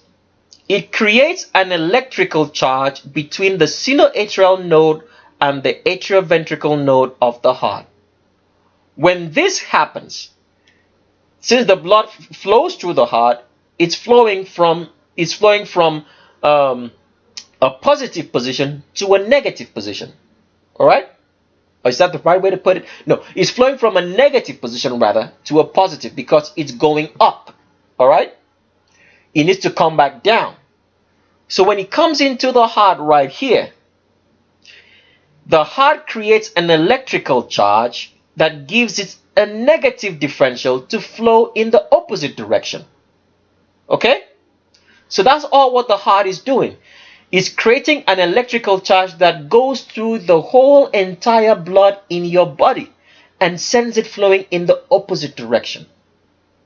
So that's why when it creates this electrical charge, the heart contracts. When it contracts, it forces blood out of this other part of the heart. So it comes in here, creates an electrical charge. That charge causes the heart to contract and causes the blood that's in here to flow out the other way. So this cycle keeps on repeating because the blood in your body needs to flow in opposite directions all the time, back and forth, to and fro. So the heartbeat is just an electrical charge that's being created that causes that contraction that you hear as your heart is beating. So those heartbeats are signs of the electrical impulses that's being created to send your blood flowing in the opposite direction so that it feeds your body continually. All right? So another thing right here I wanted to mention was the fact that we mentioned what we call the blood pressure. So when you get into a hospital, they wrap something around your arm, okay? And they measure your pulse. And depending on the numbers they read, they can tell you have high blood pressure and low blood pressure. There's no such thing. Because that's not blood pressure, right? That the blood does not have any pressure.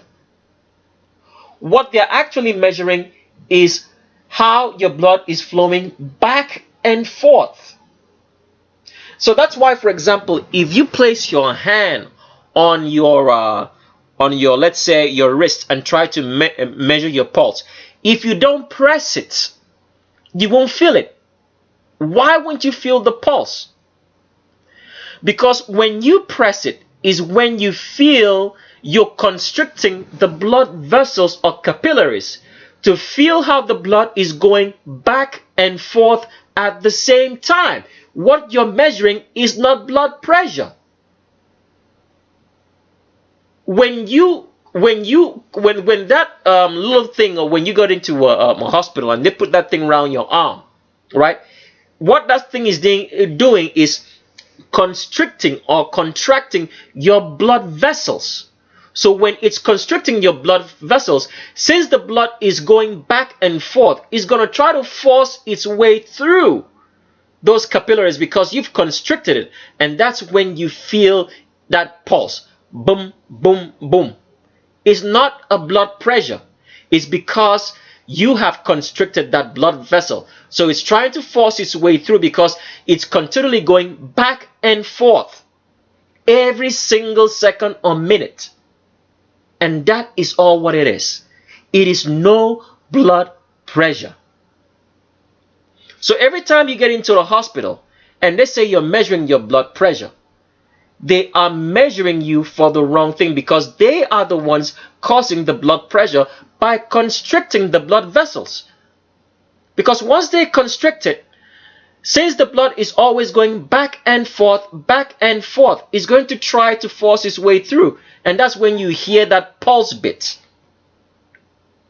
So the whole idea of blood pressure is false. It doesn't exist. Because the heart is not pumping any blood. All what the heart is doing is creating an electrical charge, a positive charge and a negative charge for your blood to flow in both directions at the same time through your whole body. Because that is what the blood does. The blood is a living organism. It needs to keep moving.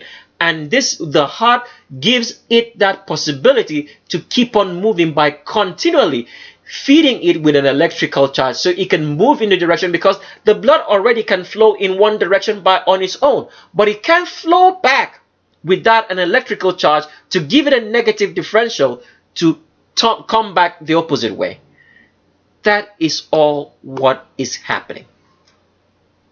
So when you get into the hospital and they measure your blood pressure, what they are giving you is false information, because they are the one creating the blood pressure by wrapping something around your arm to constrict your blood vessels. And so when the blood is going back and forth, it's forcing its way through those capillaries, and you can feel the pressure caused by the return of blood flowing in one direction after the other, because the heart is continually creating an electrical charge for the blood to flow in opposite directions all the time. So to explain more the difference between, what they call a heart rate and a pulse, I want to explain this from this website so you guys can understand that there is no such thing as a blood pressure. All right. So you could pause the video at any point in time, copy out this link. I'm just going to read a few sentences, then I'll carry on and get back to the explanation of what I was saying. It says here, difference between heart rate and pulse. So it says, heart rate is the number of times per minute that the heart contracts, the number of heartbeats per minute. So every time your heartbeat releases an electrical charge, which causes the blood to flow in an opposite direction, that's called a heartbeat. Now, what is a pulse called? It says, pulse is the mechanical pulse of blood flow through the capillaries caused by contractions of the heart per minute. So it's a blood flow, the pulse that you feel.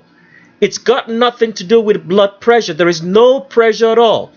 It's just the blood flowing in an opposite direction. And so when those guys wrap or whatever they wrap to measure your blood pressure with, it constricts those capillaries. So the heart blood pressure, or the blood pressure that they tell you, it's constructed. It's not reality. Because if they don't wrap it around those capillaries and blood vessels, it's not going to constrict the blood flow such that you feel that pulse. Does it make sense? So this is all what it means. That's all what it means. Okay? That's all what it is. So that's why I had to take out the time, and we as a team thought that we should let you guys know this, so that you don't get into a hospital and they put you on some sort of medication for having high blood or low blood pressure, which doesn't exist, because you had not taken in the right amount of salts in your food and eating the right amount of foods. And so your heart cannot create enough electrical charge for you, and you start getting sick because your blood is not flowing in the opposite direction as much as it should be, because you do not have enough electrolytes and enough nutrients inside your body for it to do so. That's all what it is. Because when you get into the hospital and they get you hooked up on those medication, all what that medication is going to supply is some sort of electrolytes for you, specialized some sort of electrolytes, which when you get off it, you're going to have a problem, because you do not know. Because you have to understand, when you get to a hospital and you say you have a weak heartbeat or any of these things, it's because it's been a prolonged amount of time that you haven't been taking in the right electrolytes and the right type of nutrients into your body. So when they get you hooked up on the drugs, you're going to stay on the drugs because your lifestyle hasn't changed. When you change your lifestyle and you eat the right amount of electrolytes and salts, which is being touted across especially the United States and the whole entire world, that you should eat less salt. That is the cause of your problem. Eating less salt is the cause of your problem. You should eat more salt, not less of it. Like I said, you don't have any problem with eating more salt. All you need to do is just drink water. And that's it. So the whole entire system is a fraud to defraud you, because you haven't been paying attention to the truth. Because of what your Bible says, you haven't paying attention. That's why the Bible is the greatest book of all time in the world. Spend some more time in it and you get to understand the truth. So with that, I hope you've learned something with understanding how your heart works. Your heart's not a pump. What keeps you alive is your blood. And you have to take care of your blood with what you eat and eating the right electrolytes so you stay healthy. So with that, let's switch gears and get into the transvestigation of these fraudsters in the Trinity Broadcasting Network. So here is Paul Crouch and Matt Crouch. Paul Crouch is said to have founded the Trinity Broadcasting Network, which we just showed you. And like I've said before, when you hear the word Trinity, you have to understand that it has nothing to do with believing people who believe in the Bible, because the Trinity has always been associated with the Roman Catholic Church. Now, what I want you to notice about these two fellas here is the fact that if this is Paul Crouch's waist, I want you guys to take a good look at this body right now. And one thing you have to understand is this: the only people who can wear their belts, all right, above their navel are usually females. With males, it's very, very difficult for you to wear your belt above your navel.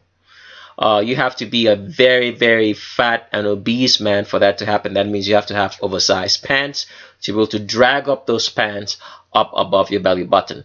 So what we would have to find out here is, where is Paul's Crouch belly button at this point? Because based on the torso of this body, the belly button can be around here below the belt. The belly button has to be around here, all right? And if his belly button is right around here, it's too far deep inside the torso of the body to be male. Paul Crouch is 100% female, just like Matt Crouch, which we're going to show in a couple of minutes, because you can see that both of them are all thick around the midsection like females, because females usually get thick around the midsection because half the female body is made up of half the female body is from let's say just slightly above the navel down all to the hips. So everything inside the reproductive organs of the female body is right inside the torso and not outside of it. So that's why a female is always thicker around the midsection, because of having all the reproductive organs inside the torso of the body instead of externally like a male. So let's continue with some more pictures of Paul Crouch here.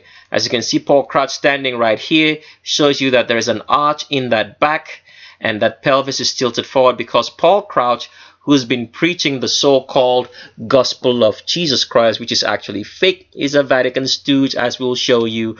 And I think there's a picture in here which shows him with Pope John Paul acting stuff out, because they're all stooges raised by the Vatican and given us this false history of the Trinity Broadcasting Network, so we can all believe in it and be deceived, because the Vatican is only bent on deceiving people into their new world order, which is all for the devil himself. So Paul Crouch has an arch in his back, and you can tell from the suit that pelvis is tilted forward because Paul Crouch is 100%. And you can just tell from the way he stands. Look at the long butt. See where his butt ends right here? Because that's the long butt of a female. Female always has a longer butt because the butt starts right deep inside the halfway point of the body, just below the rib cage rather. That's where a female's butt starts, and all this is butt area because all the reproductive organs need to be in there. Look at where Paul Crouch's butt ends right here, as you can tell by this his pants, because Paul Crouch is 100% female and not a man in any way. Let's go to another picture of Paul Crouch, and you can look at the long pelvic region here of Paul Crouch sitting with his so-called wifey. I don't remember what his wife's name is. But every time, well, I wouldn't say every time, when my mind became open and I started looking into the finer details of what was being presented to me on TV. When I hear Paul Crouch's wife speak, you guys can go do this on your own. You will hear that she speaks in such a hypnotizing voice. It's like when you're going to meet some sort of psychiatric doctor who's trying to maybe heal a mentally maybe retarded patient. There's a way those psychiatric doctors speak, the manner of their speech and the way they modulate the voice. It's a hypnotic manner, and that's the way I found out when I started listening over again to how Paul Crouch's wife speaks, that she speaks in such a hypnotic manner, which would only mean that she's been trained that way as an agent, because this has to be a bona fide Vatican agent. But regardless, let's take a look at Paul Crouch's pelvis right here. This is the long pelvis of a female, because you can tell when a female sits down, because the body area of female starts so way high up into the torso of the body, it's always going to show in the pelvic region. It's going to be long, just like this, because Paul Crouch is 100% female and not a man in any way, masquerading around for too long. We'll show you some more pictures of that later. Here's Paul Crouch still sitting down. You can tell by the wide pelvis reach as it extends inside the outside the torso of the body, rather, because Paul Crouch is 100% female and not a man in any way. Some other pictures coming up. Here's Paul Crouch again. As you can see, the way she sits, I'll call it a she because it's a she. You can see how acute the thigh cross is, because she sits like a female, exposing so much thighs because the pubic arch is wider, enabling her to sit this way because Paul Crouch is 100% female.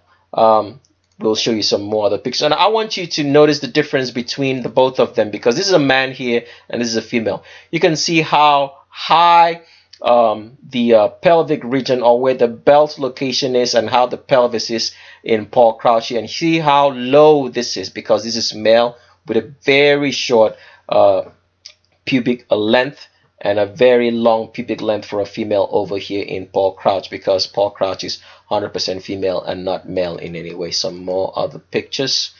Here's Paul Crouch again sitting. This is clear as night and day. If we should end this picture right here, you can tell, because you can see a female's hip bone right here into the pelvis, because you can see how big this pelvis is and where this hip bone indentation is, and the stretch of the pubic arch is so wide, right? Because this is a female sitting and not a man. You can tell by that, because a female's thighs and hips will be wider and bigger than that of a man, because it is needed for reproduction to be able to carry children. And this is what Paul Crouch exhibits, because Paul Crouch is 100% female. See that? That's where his thigh starts, and it's so long all the way down, because this is the length of the female thigh into the pubic region. Because Paul Crouch is 100% female, been deceiving a lot of people for overly too long, a stooge of the Vatican. And the same thing again, you can see how wide this pubic thigh is, or the thigh is in the pubic region, because he has a wide pubic. See how wide that is? That is a female sitting down. A man's hips should not be this wide, because Paul Crouch is 100% female. Same thing again, you can see the long pubic region of a female, and you can, if you look right inside here, you find out that it doesn't look like there's any form of scrotum in here, because it looks like a labia arrangement of a female, because Paul Crouch is 100% female. And it's funny because everybody's on TBN. We're going to show you a video soon of everybody is on TBN, all the so-called evangelists and pastors, and they never ever cared to mention, even remotely by a joke, to you that Paul Crouch is a female. Because why? They're all working together. They've all been put together by the Vatican, deceiving us day in and night, because the Vatican owns everything. Let's go into some more pictures of Paul Crouch. We tried to grab this picture of Paul Crouch walking down the stairs in one of his so-called programs on TV and call, is it Praise the Lord? And people, I have to say something about that word, Lord. I don't know if I should, or we should start a video, because there's something very deep and unique that I want to explain to you guys. It's mind-boggling. It's very, very deep. It's not for people who just started studying the Bible or reading into it. It's beyond words, is very deep. We started talking about it in the book, but we didn't arrive at a conclusion because we wanted people to get a feel for it. I don't know if we may have to write another book about that. It's going to be specifically addressing that particular issue, or what we have to let you guys know. If we write a book, we definitely will make it free, especially if you've already purchased a book already. That's why it's very, very important that you purchase a book, or you get a book, because we go into we want to lay a foundation for understanding some other things. There's something very deep inside the Bible which we have to explain about the word the Lord. You see that word used a lot in the Bible, but what is it about? When you get a book, we start explaining that rather in the, I don't remember the chapter of the book right now. I have to pull it up on the screen, but it concerns the book of Job. So that explanation of Lord is very, very it's very, very, let's say, resounding in the book of Job. The book of Job is one of the most important books in the Bible that you have to study for yourself. If you're trying to understand the way life works, okay? If you're trying to understand life, the nitty-gritty details of life, you have to study the book of Job. And we get into all that explanation in our book. This is why we advise that you should get the book. It's very, very important that you do. If you're really interested in the truth, you should get our book. So I don't know if we'll start a series on that to explain the word Lord and specific details about it. Because when they say praise the Lord, what is it talking about? Is it praising God for real? We don't know, but let's leave that aside for now. We're just thinking about it for a second. But here, we just want to show you that this is the Q angle of a female coming down the stairs, even though this picture is not very clear because we got it from, we tried to pause the video and get it, and it wasn't very clear because it was moving way too fast. And you know, as the Vatican always makes it, if you notice that particular video series called Praise the Lord on TVN, the video quality is very, very poor, and it's poor for a specific reason, because they're trying to hide facts about Paul Crouch being a female. So that's why the clarity of the video series called Praise the Lord on TBN with Paul Crouch and Matt Crouch is in very, very poor quality, so you guys don't notice what's going on. It's the Vatican hiding facts in plain sight. But let's go to another picture of Paul Crouch here.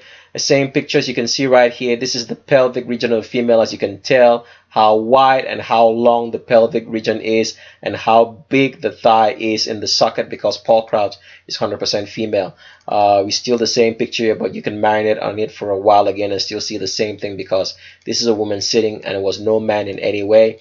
Here's Paul Crouch again, showing the huge pelvic region of a female, because there is no way you can change a man into a woman or woman into man, because the skeletal structure will always tell you all day, I'm a man or I'm a woman. And in Paul Crouch's place right here, it shows you all day, screaming all day, I am a female, because you can tell that's the long pubic region and the huge thighs and the you know, very rounded thighs of a female, because Paul Crouch is 100% female and not a man in any way.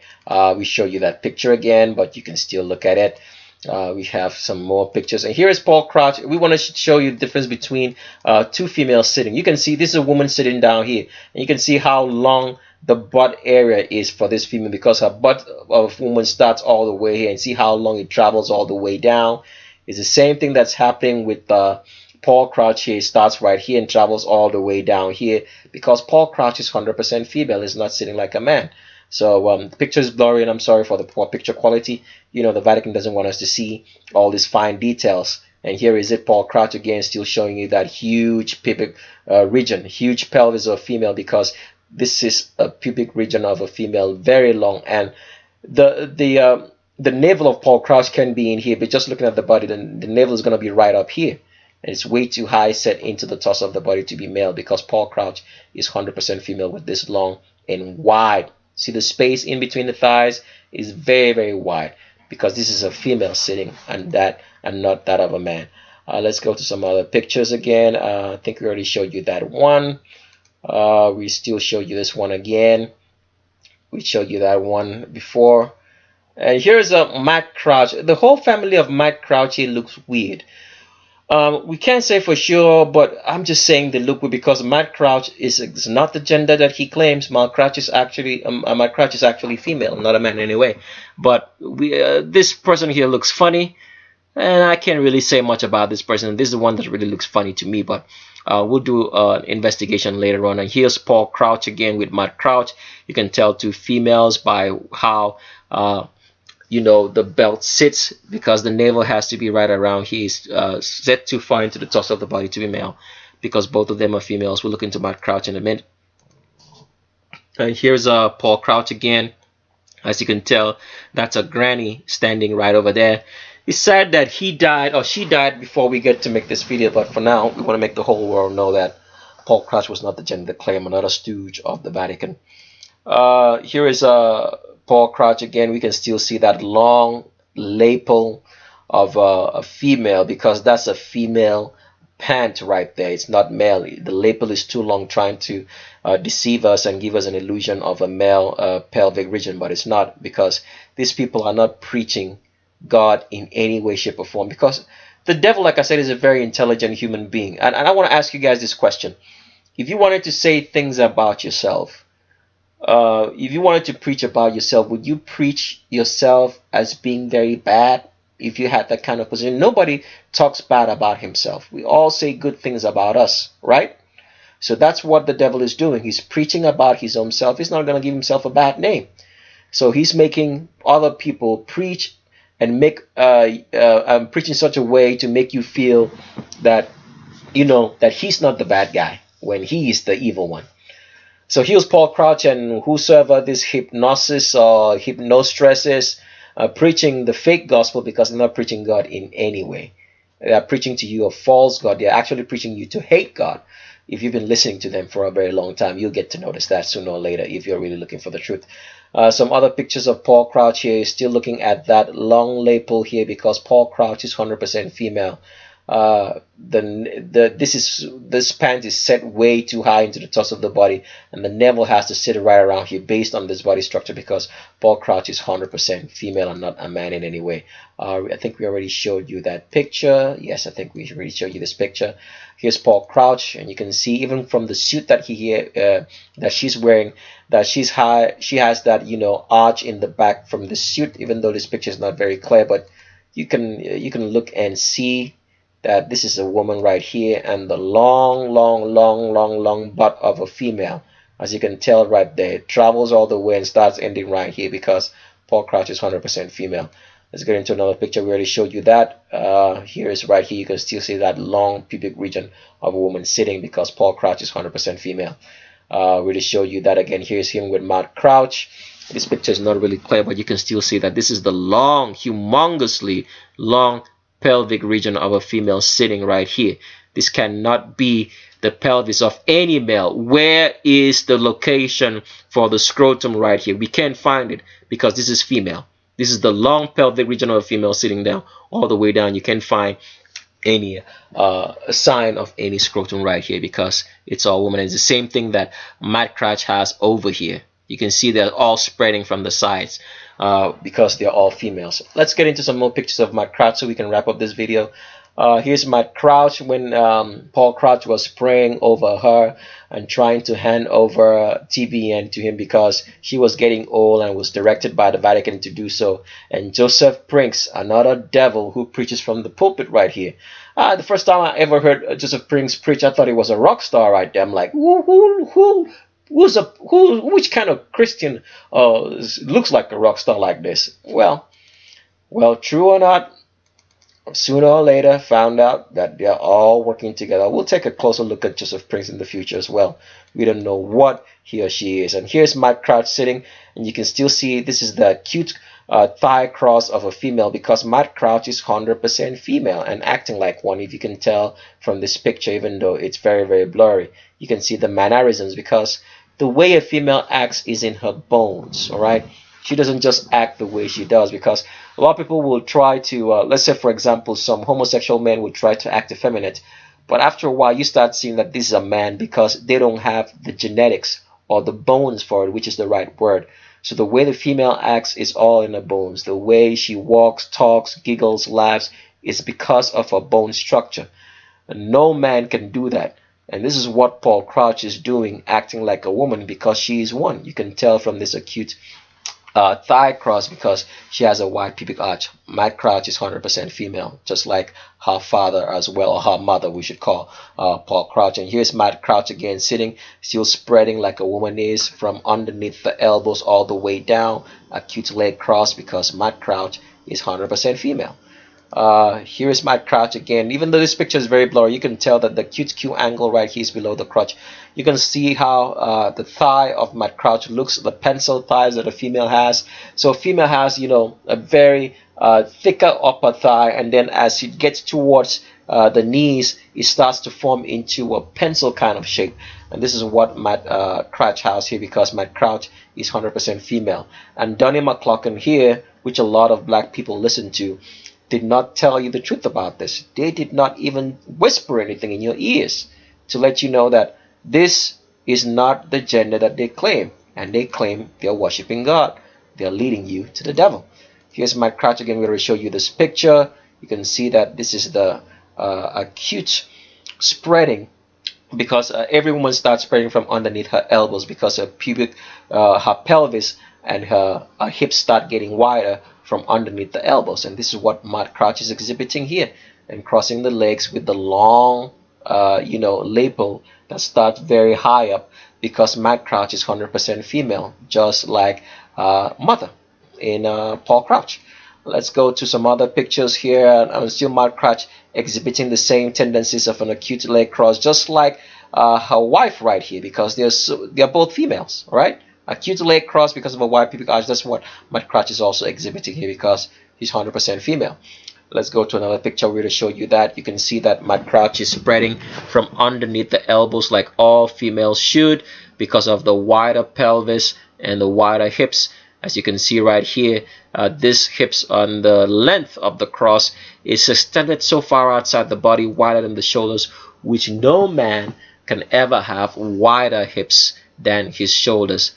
But Matt Crouch has it because Matt Crouch is female and not male.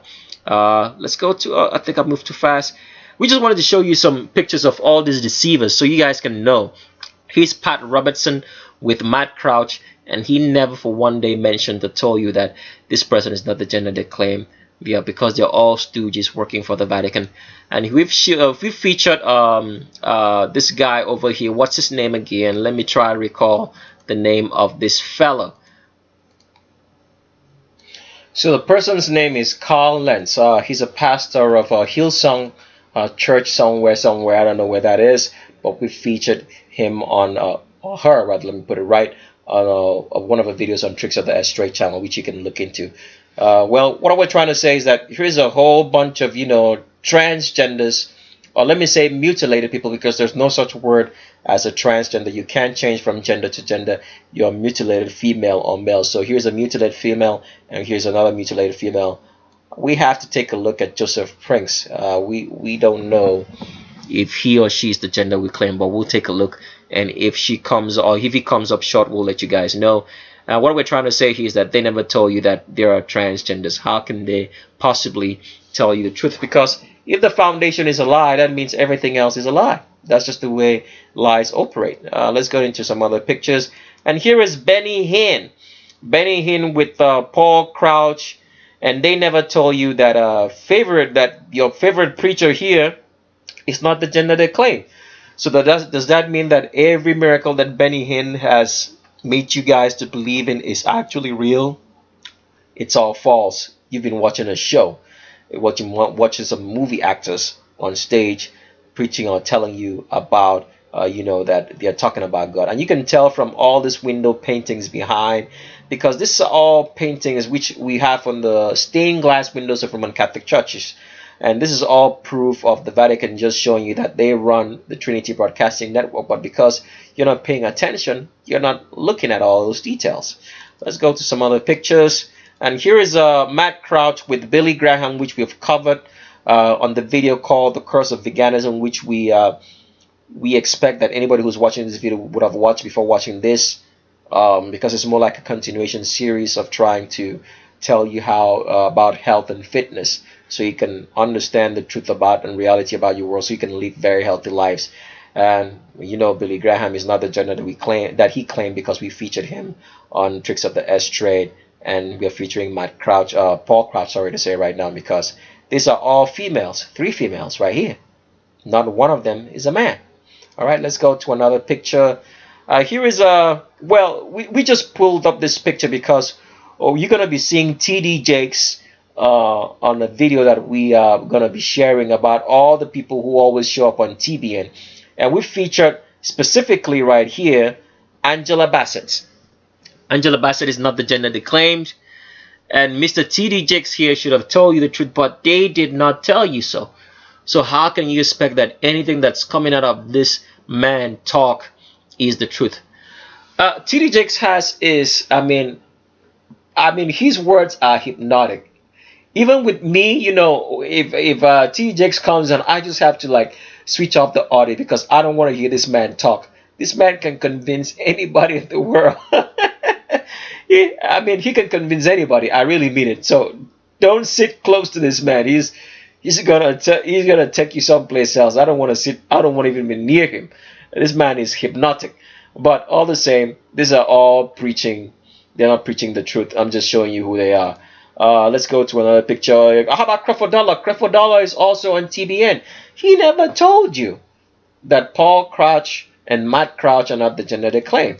There's somebody who called, what's the name they usually give Creflo Dollar? They call him the Great Pimp, because he talks, walks, and acts like a pimp. That's the truth. Let's go to some other pictures right here. And we've already featured Matt Hagee, right? Matt Hagee's also been featured because they are not the gender they claim. So all 3 females right here with Matt Crouch having an arch in the back, because they're all females. And look at that hand cross. It's so high up because the arms are not long enough to be male. So high up above the pubic region, because this is how a female will cross her hands in front of a body. It's not going to be low below the crotch like a male would naturally do it, because this is a female arm cross, because these are all females. All right. Okay. Some other pictures.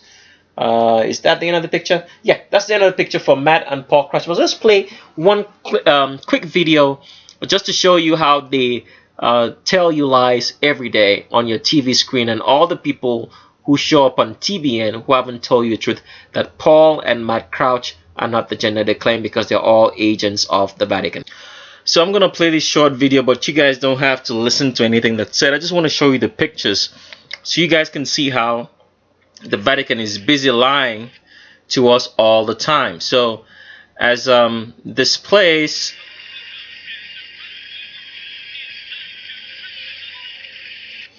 you would notice that in this Praise the Lord symbology that's being played right here, you notice that they show you a globe. All right. Now, the one thing that if these guys were telling you the truth, the so-called pastors, the one thing they should always try to make you know in every programming that they tell you or show you on TV is that the world's not a globe, because it's flat. We see it with our eyes every day. Okay? But they don't teach you that. So here is showing you all the great performers that come on that show, the Praise the Lord. Like I said, there's something very deep I have to share about the word, about the Bible, that will blow your mind. But I don't know how to begin to do that, because I need people to get the book. Because when you get the book, then you have a basic foundation, because it's very, very deep. I don't know how to explain it. It's very, very deep. So let's keep on playing this video. You can see here all the great performers: Joseph Prince, Just Alston, whole bunch of cast and crew. And here is I think that's Tyler Perry. Let me move back a little bit further. Let's see who that was again. That's TD Jakes and what's his name, Steve Harvey.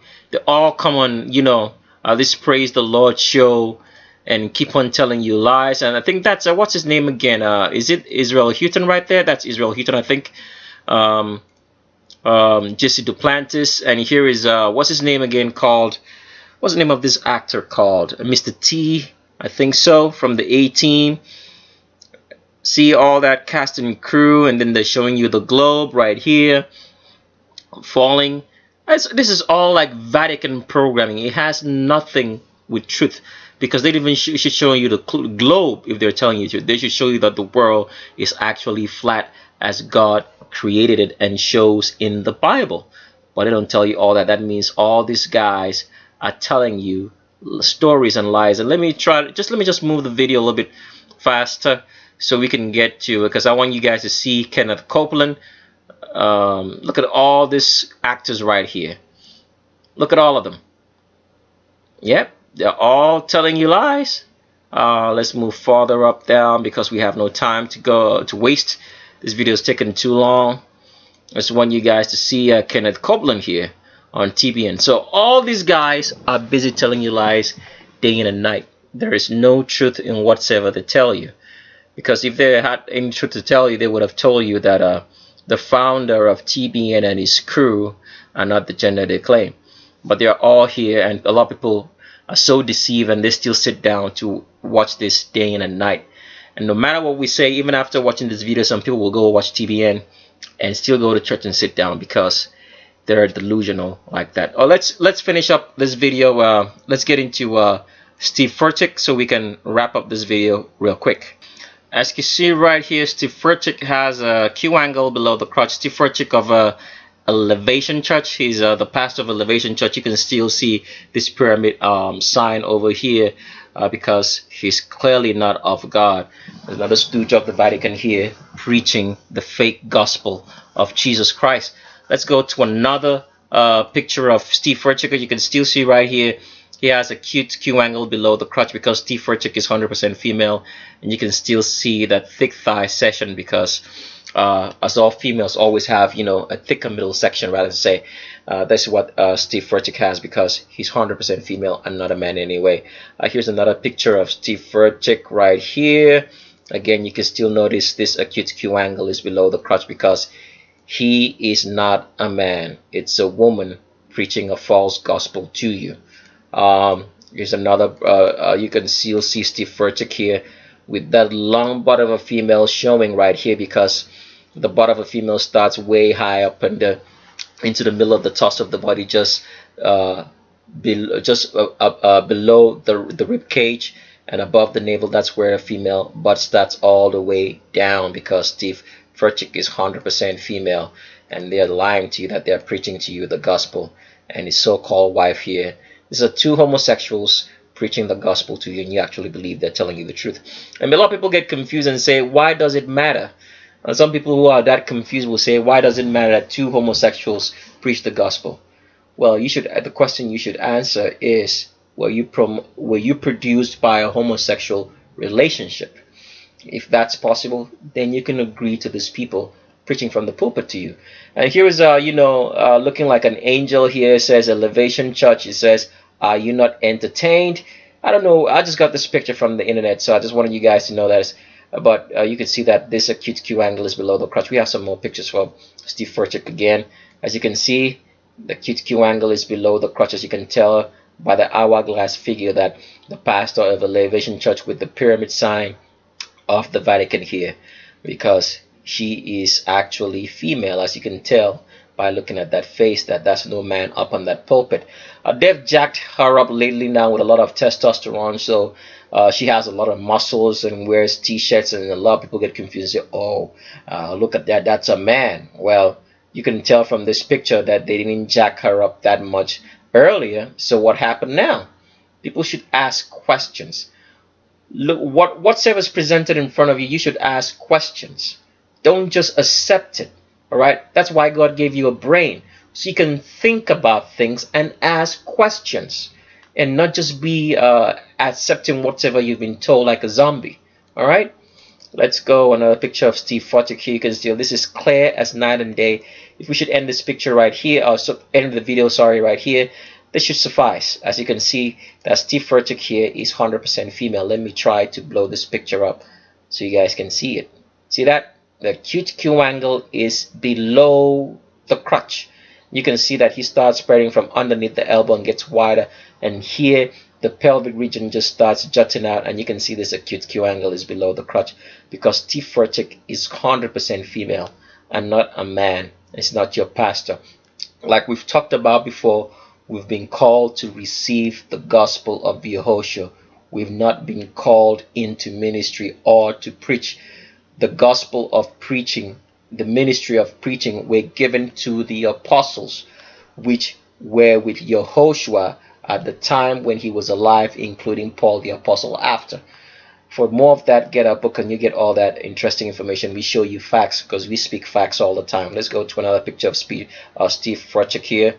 You can still see Steve Furtick here is with Charlemagne. Charlemagne is a presenter, think on radio, on TV. What is someone who's preaching the gospel doing with someone who actually doesn't even believe in the gospel? Because I think Charlemagne says he's Muslim or something. What are they doing? What are they talking about?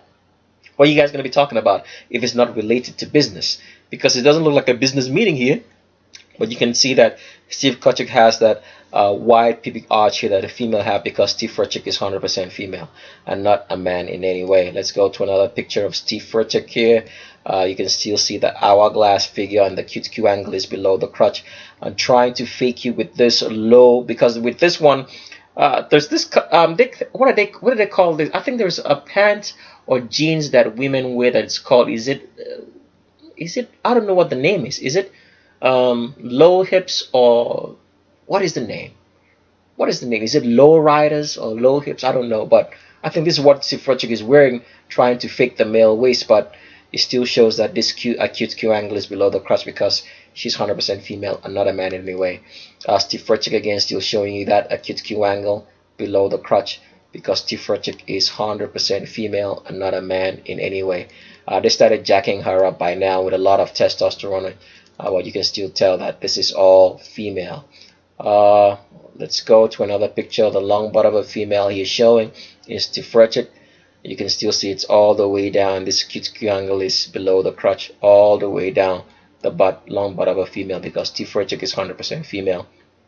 And here, wonder what he was doing here, but he's in one of his, I think, churches, and you can see that this pelvis is tilted forward. There's an arch in that back because Steve Furtick is 100% female and not a man in any way. Been lying and deceiving those who want to be deceived, because you can only be deceived by these people because you do not ask questions. You've been in church for maybe 10, 20, 30 years, praying the same prayer that you prayed when you were 10 years old, and you're praying it when you're 60 years old, and you still don't have answers, and you still won't get up and ask questions and say, what is going on here? Is this God for real or is he not? Because God is in none of those churches. That's just the truth.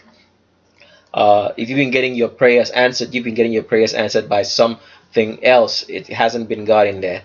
Let's go to another picture of Steve Furtick, and you can still see this hourglass figure and acute Q angle is below the crotch because Steve Furtick is 100% female and not a man anyway.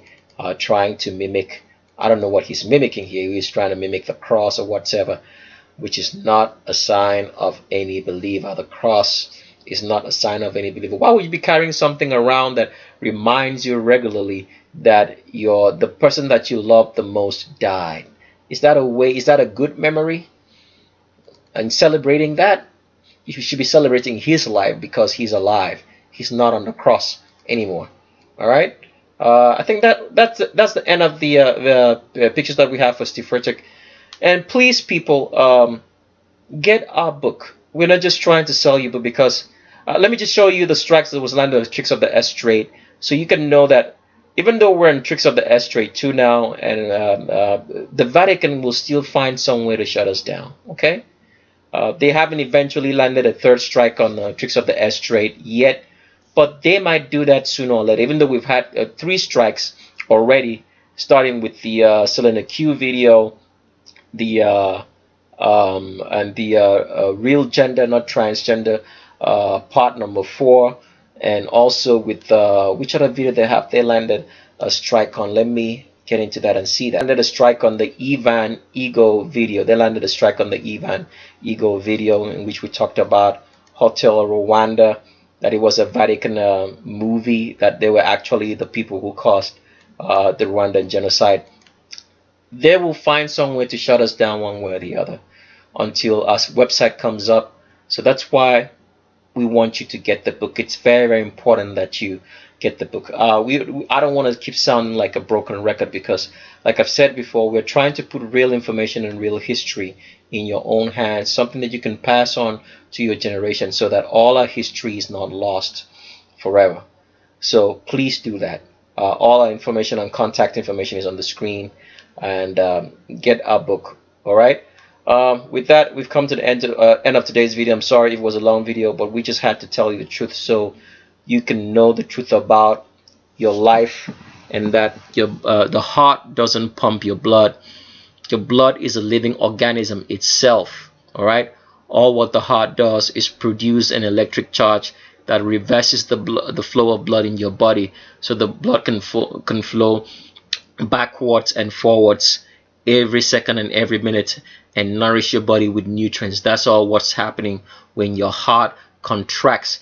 It's releasing that electricity into the whole entire body for the blood to be able to flow back and forth, or oxalate as we call it. So with that, we've come to the end of today's video. I hope you guys learned something. So if you're subscribed to the channel, that means you've already been on Tricks of the S-Trade 2, because most of our old videos on Tricks of the S-Trade. So if you're in Tricks of the S-Trade 2, that means you've watched most of the videos on Tricks of the S-Trade, because we're not going to be repeating any of the old videos here. If eventually the Vatican shuts us down, shuts Tricks of the S-Trade down, because you have just one more strike to land on that particular account within a 3-month period, and then the channel goes down, then that happens. If you're interested in watching the Selling a Q video, which they landed a strike on this particular which they landed a strike early on, please look for the Bono video on the channel. It will give you instructions on how to watch that, so you can watch the Selling a Q video, in which we tried to show to the Hispanic world that Selling a Q was not the gender that she claimed. And with that, we come to the end of today's video. Stay tuned, and we'll try to make more videos and give you more information, because we're all about giving you more information and giving you the truth.